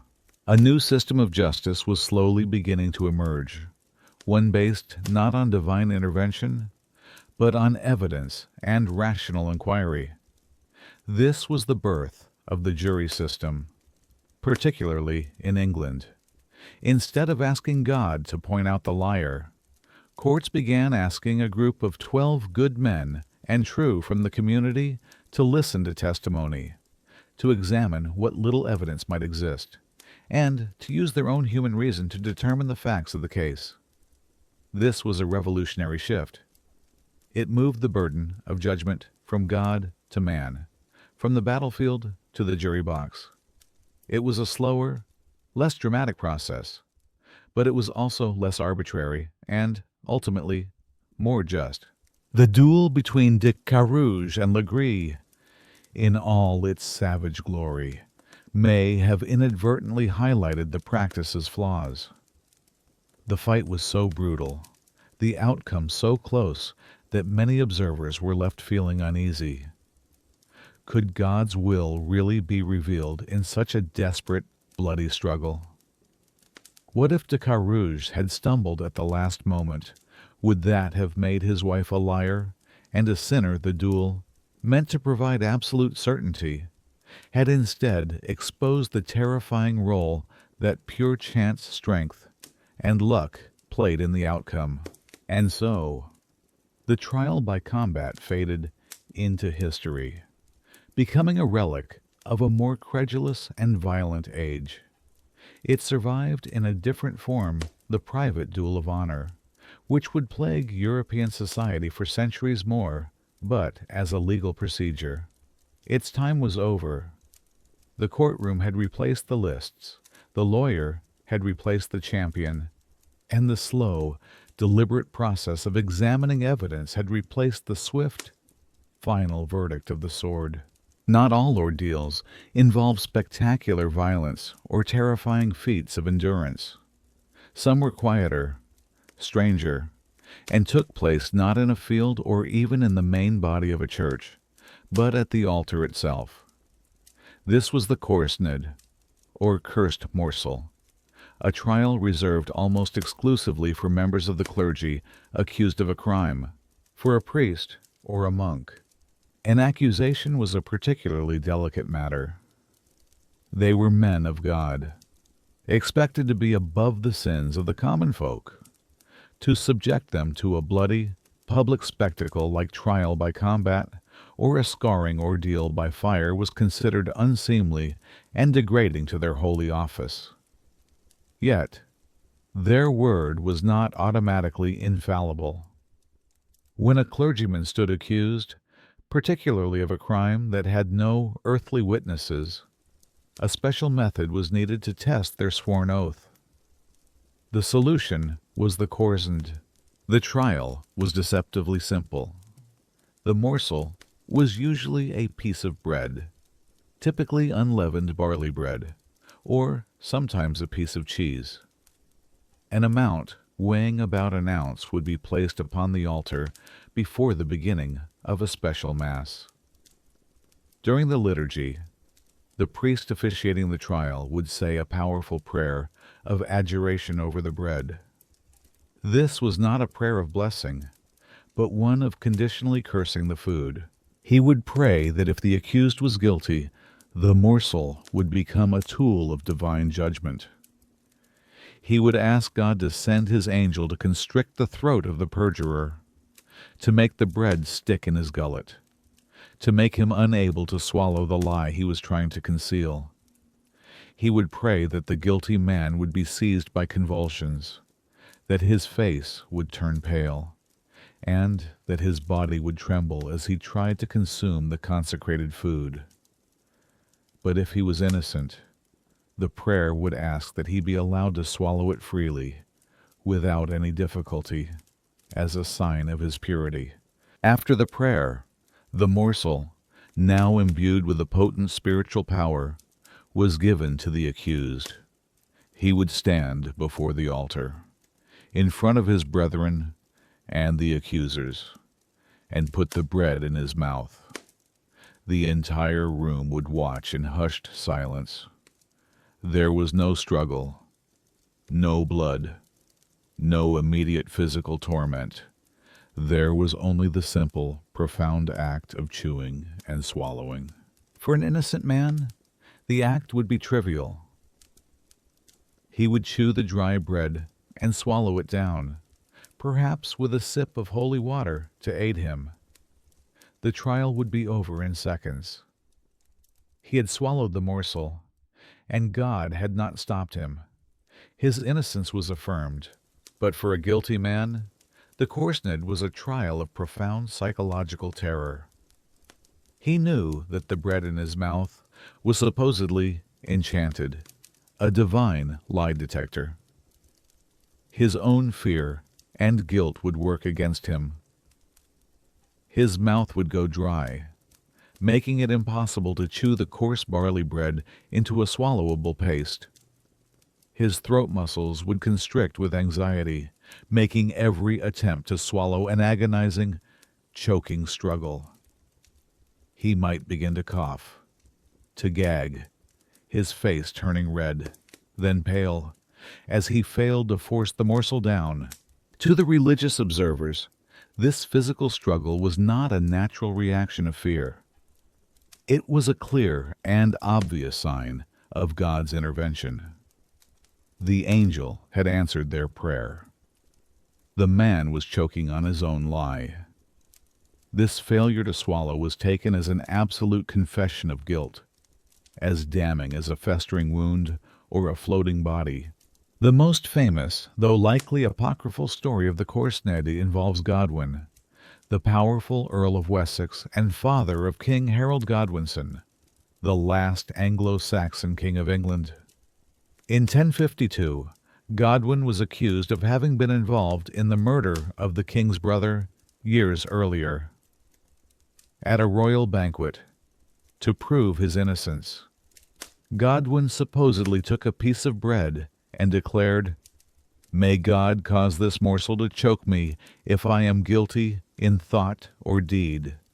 He put the bread in his mouth, and, according to the legend told by his enemies, he immediately choked, collapsed, and died, condemned by the very food he had cursed.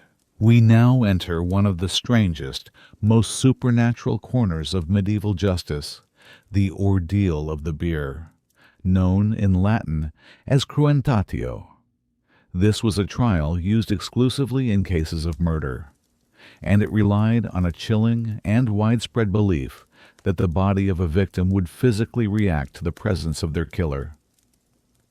It was a trial that called upon the dead to bear witness. The scene is one of profound stillness and grief. A person has been murdered, their body discovered and brought back to the village.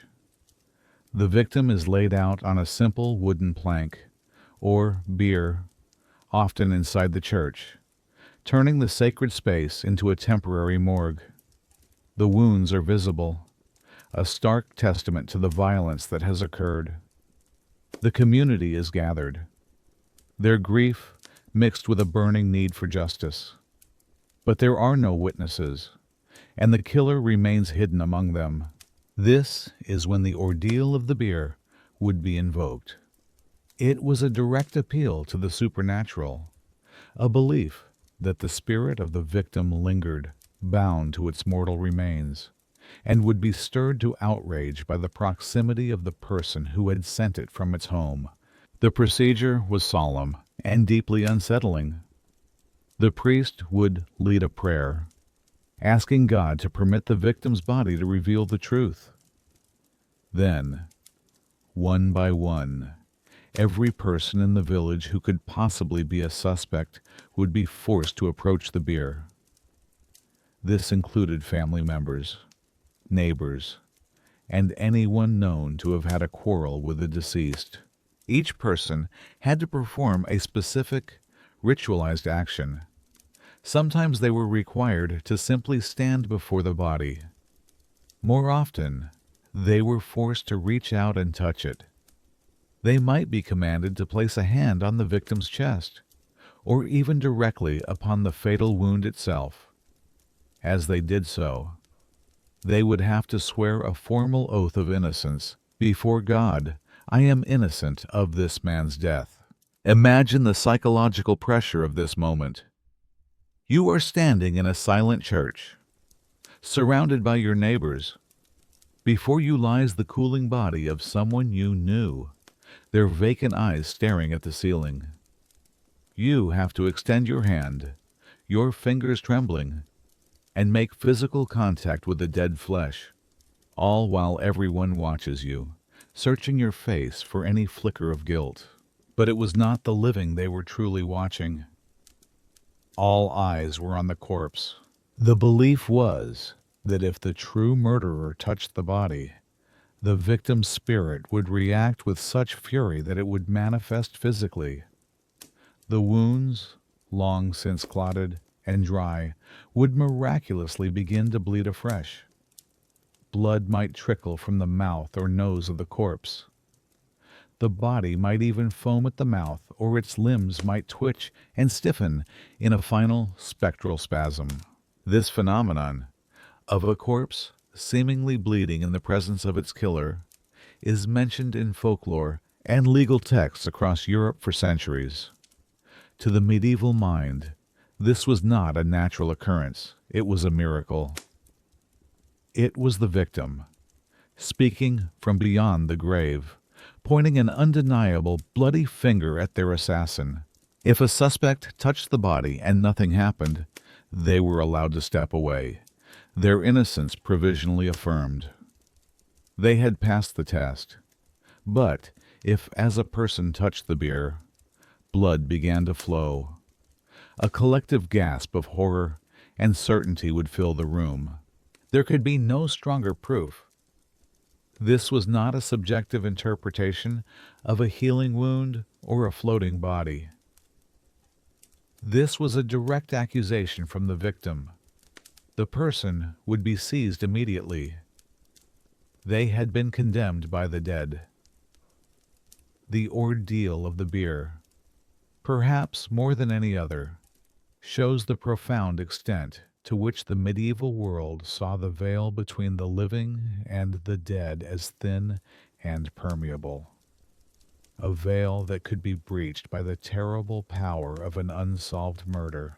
We now come to one of the most abstract and symbolic trials of the medieval and early modern periods, a test that involved no pain, no fire, and no water. This was the ordeal of the scales, a procedure that attempted to measure a person's guilt not by inspecting their wounds, but by weighing their very soul against the Word of God. This trial was most famously associated with the later witch hunts, but its DNA is pure ordeal. The belief was simple and strange. A person in league with dark forces, particularly a witch, was believed to be spiritually and therefore physically light. They needed to be light to fly on a broomstick, to be carried by the wind, to be unburdened by a mortal soul weighed down by Christian faith. Guilt, in this case, did not have the heavy weight of sin, but the suspicious lightness of a hollowed-out spirit. The procedure, when it was performed, was a piece of bizarre, quasi-scientific theater. A large set of balancing scales, the kind normally used for weighing sacks of grain or wool, would be erected in the town square. The accused, stripped of their clothes to ensure no hidden weights could be used to cheat the test, would be asked to step onto one of the large wooden platforms.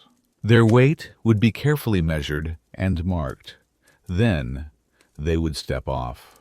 On the opposite platform, the officials would place a sacred object of immense spiritual weight. Most famously, this was a large, heavy, leather-bound church Bible, the Word of God, made manifest in paper and ink. A target weight would be set. To be found innocent, the accused had to outweigh the Bible. Imagine the scene. The accused steps back onto the scales. The wooden beam creaks and groans as it seeks its balance. The entire town is watching. If the platform holding the accused sinks, and the one holding the Bible rises, they are declared innocent. Their physical weight is greater than that of the Holy Book.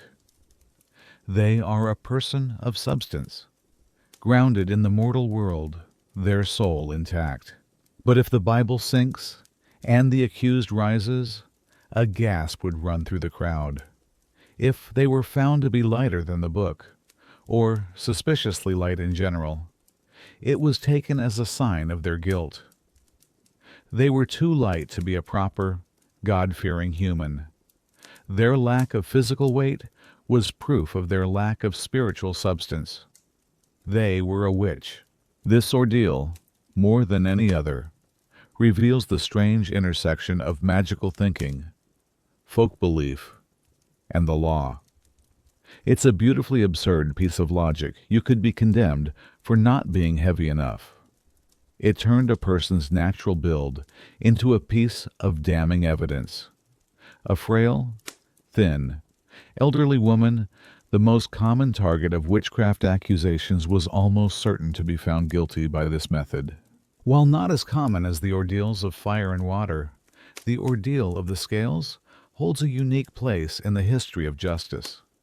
It shows a legal system so desperate for a physical sign, so convinced of a connection between the spiritual and the material, that it was willing to place a human life on one side of a scale and a book on the other, and call the result a divine verdict.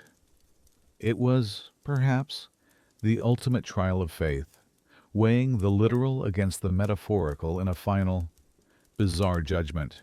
After hearing these stories of the hot iron, the drowning pond, and the duel of fates, a single, nagging question remains: why would an entire society for centuries embrace a system of justice that to our modern eyes seems so random, so cruel, and so utterly illogical? How could they believe that a festering wound or a floating body was the voice of God? To understand it, we have to set aside our own way of thinking and step into their worldview. The people of the Middle Ages did not live in a world of scientific proof and secular law. They lived in a world saturated with faith. God was not a distant, abstract concept. He was an active, present force in their daily lives. They saw His hand in a good harvest, in the birth of a healthy child, and in the recovery from a fever. Miracles weren't just stories from the Bible. They were a real and constant possibility. In that context, the ordeal was not illogical. It was the most logical solution to an impossible problem: how to find the truth when there is no evidence. When it was one person's word against another's, human reason had reached its limit. To them, the only recourse was to appeal to the one being who knew the secrets of every human heart. The ordeal was a way of outsourcing the verdict to a higher power, but it also served a crucial social function. In the small, claustrophobic world of a medieval village, an unresolved accusation was a poison. A suspected murderer or thief living freely among them created an atmosphere of fear and suspicion that could tear the community apart. It could fester for generations, leading to blood feuds and violent retribution.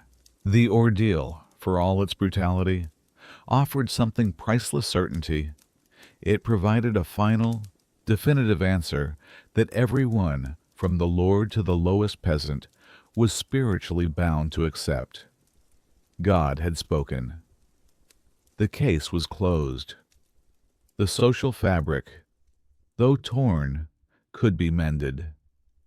It was a system designed not just to find a culprit, but to restore order and peace to a fragile community. It was the ultimate conflict resolution, a terrifying but effective way to end a dispute before it consumed them all. But if the ordeal was such an effective tool for restoring social order, we must ask another, more uncomfortable question: was it ever truly about justice? Or was it simply a convenient way for the powerful to enforce their will? Cloaked in the sacred language of divine judgment, for all its ceremony and solemnity, the system was filled with opportunities for human manipulation. Consider the trial by fire or hot water. The final verdict rested entirely on the priest's interpretation of a wound. What constituted clean healing versus festering? The line was subjective. and a priest could easily be swayed by his own biases, by political pressure, or by a hefty donation to the church. A burn on the hand of a wealthy landowner might be seen to heal much more cleanly than the exact same wound on the hand of a despised village outcast. The ordeals themselves were also inherently unfair. The trial by combat did not test for truthfulness. It tested for physical strength and martial skill. A strong, well-fed, and well-trained knight would almost always defeat a weaker, but innocent, opponent. It was a system that proved not who was right, but who was more powerful. The other ordeals were little better. They were tests of physical endurance and resilience. A person with thick, callous skin from a life of hard labor might withstand the hot iron better than a scribe with soft hands. It was a justice system that had a clear, baked-in bias towards the strong and against the weak. In this light, the ordeal starts to look less like a genuine appeal to God and more like a sophisticated mechanism of social control. It was a way for the ruling class, the lords, and the clergy to settle disputes and punish troublemakers with a verdict that no one could argue with. After all, who could question the judgment of God himself? It provided a divine rubber stamp for very human decisions, reinforcing the existing social hierarchy and ensuring that the poor, the weak, and the unpopular rarely, if ever, won their case. It was a system that was excellent at maintaining order, but perhaps it did so at the expense of actual justice. For centuries, the ordeal had been upheld by the authority of the Church, but by the turn of the 13th century, the Church itself was changing. This was the era of the first great universities, of the rise of scholasticism, a time when thinkers like Thomas Aquinas were attempting to reconcile faith with reason. The intellectual world of Europe was becoming more sophisticated, more organized, and more skeptical.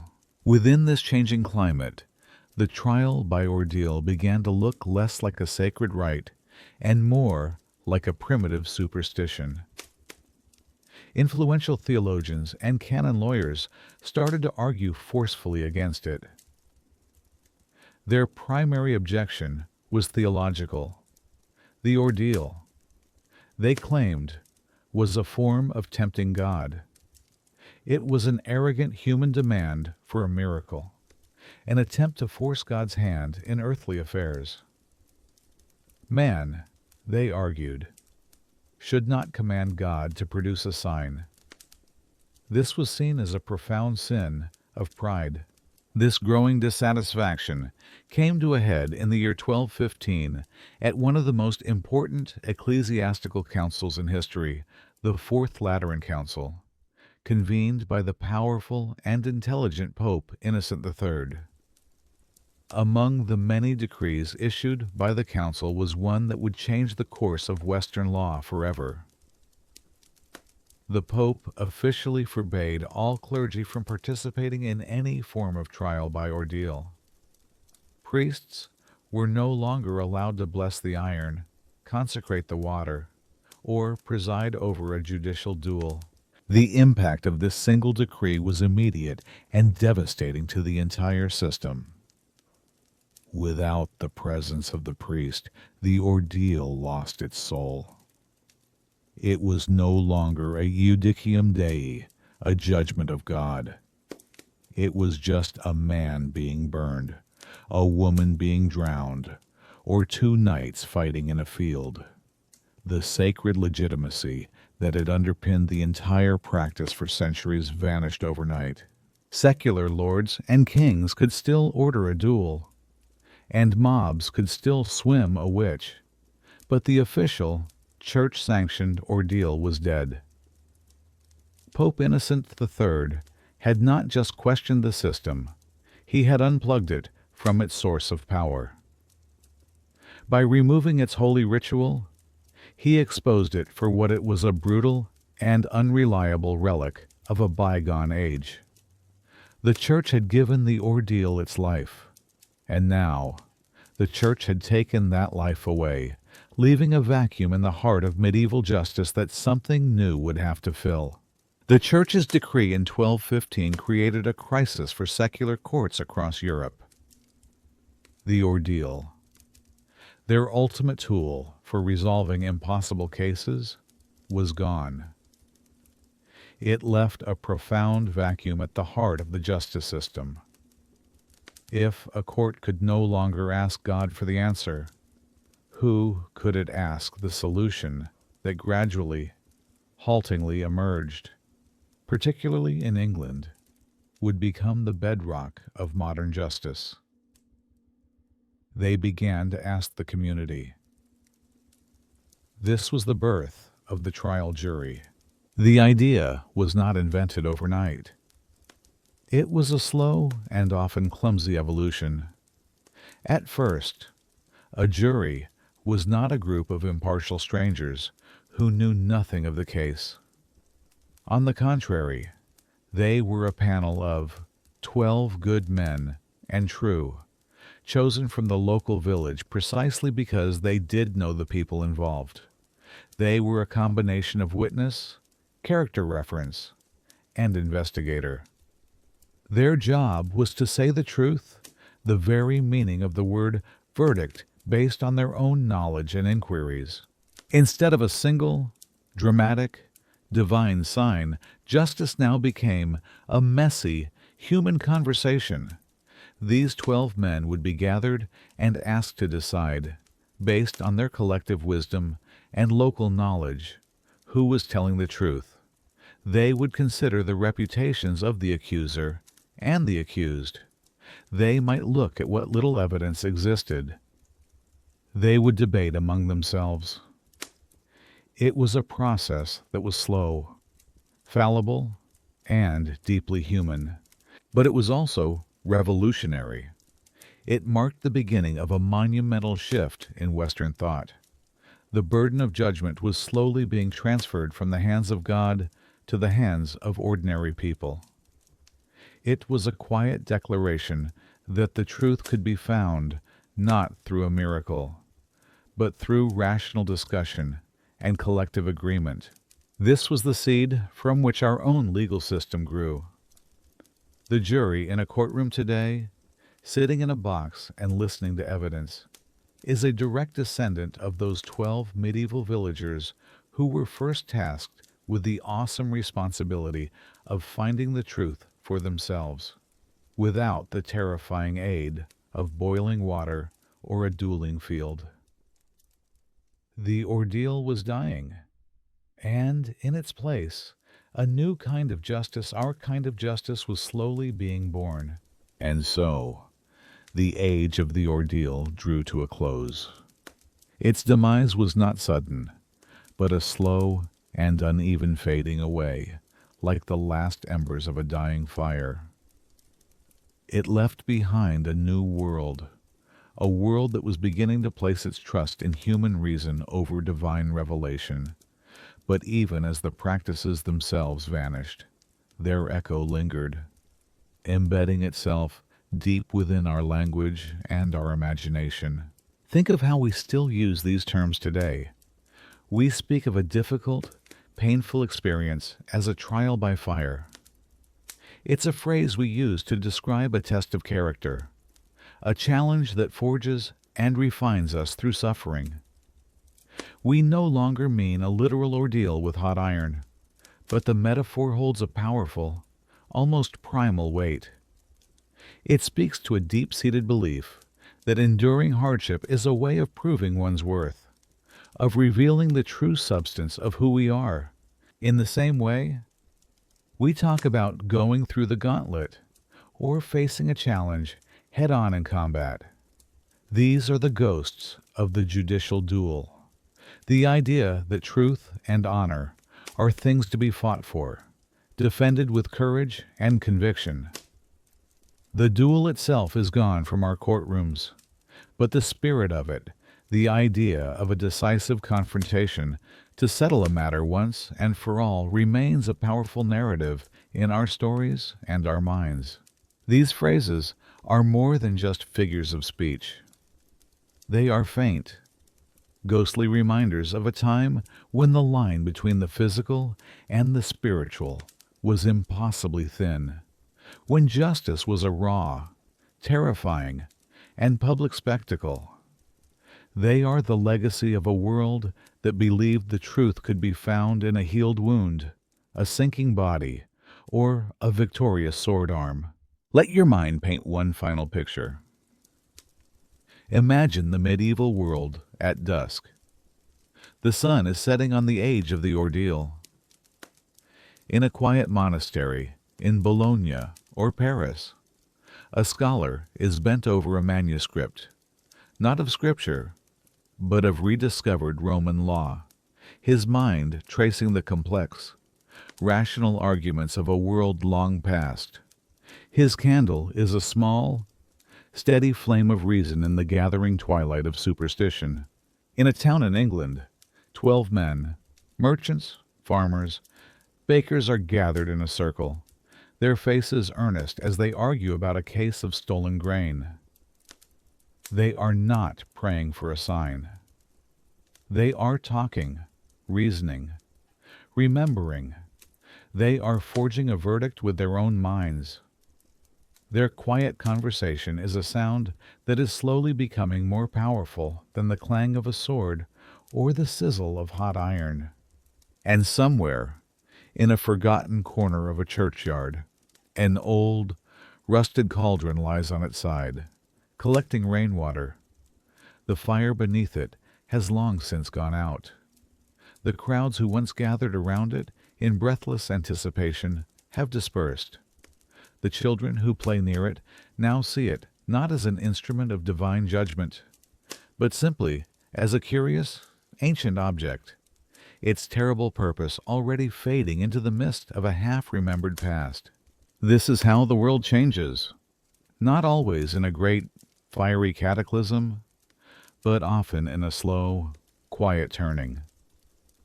The age of absolute faith in divine intervention was giving way to an age of human inquiry. The world was not becoming less religious, but its understanding of God's role in the world was becoming more subtle, more complex. And in that shift, the brutal certainty of the ordeal no longer had a place. As we leave that fading world behind, become aware of the quiet comfort of your own. Feel the softness of your pillow, the gentle weight of your blanket. The room you are in is safe and still. The only judgment here is the gentle descent into slumber. The ghosts of the medieval world, the accused, the priests, the champions can now recede into the past. Their struggles are over. Their pain has long since subsided. We remember them not to be horrified, but to be grateful for the quiet, predictable peace of our own time. Rest now, knowing that your innocence is not something you would ever have to prove by walking on fire or plunging your arm into boiling water. It is assumed a basic right, protected by the slow, steady, and thankfully, boring processes of the law. There is no ordeal waiting for you in the morning. There is no divine verdict to be read in your flesh. There is only the promise of rest. Let the stories of the past become a soft, distant hum, a reminder of the long journey humanity has taken to get here, to this quiet room, to this peaceful moment. You are at the end of that journey for tonight. You are safe. You can let go. Sleep well. Tonight, justice is quiet. It is not found in the roar of the fire or the silence of the drowning pond. It is not decided by the strength of a sword arm or the interpretation of a wound. It rests instead on the careful consideration of evidence, on the slow, deliberate turning of the pages of law. The world outside may be noisy, but in here there is only peace. Let the brutal theater of the past dissolve into the soft darkness of the present. Let the weight of history become a gentle pressure, lulling you deeper into a state of perfect rest. The ordeal is over. The verdict is peaceful sleep. God's judgment tonight is simply to grant you rest. Sleep now.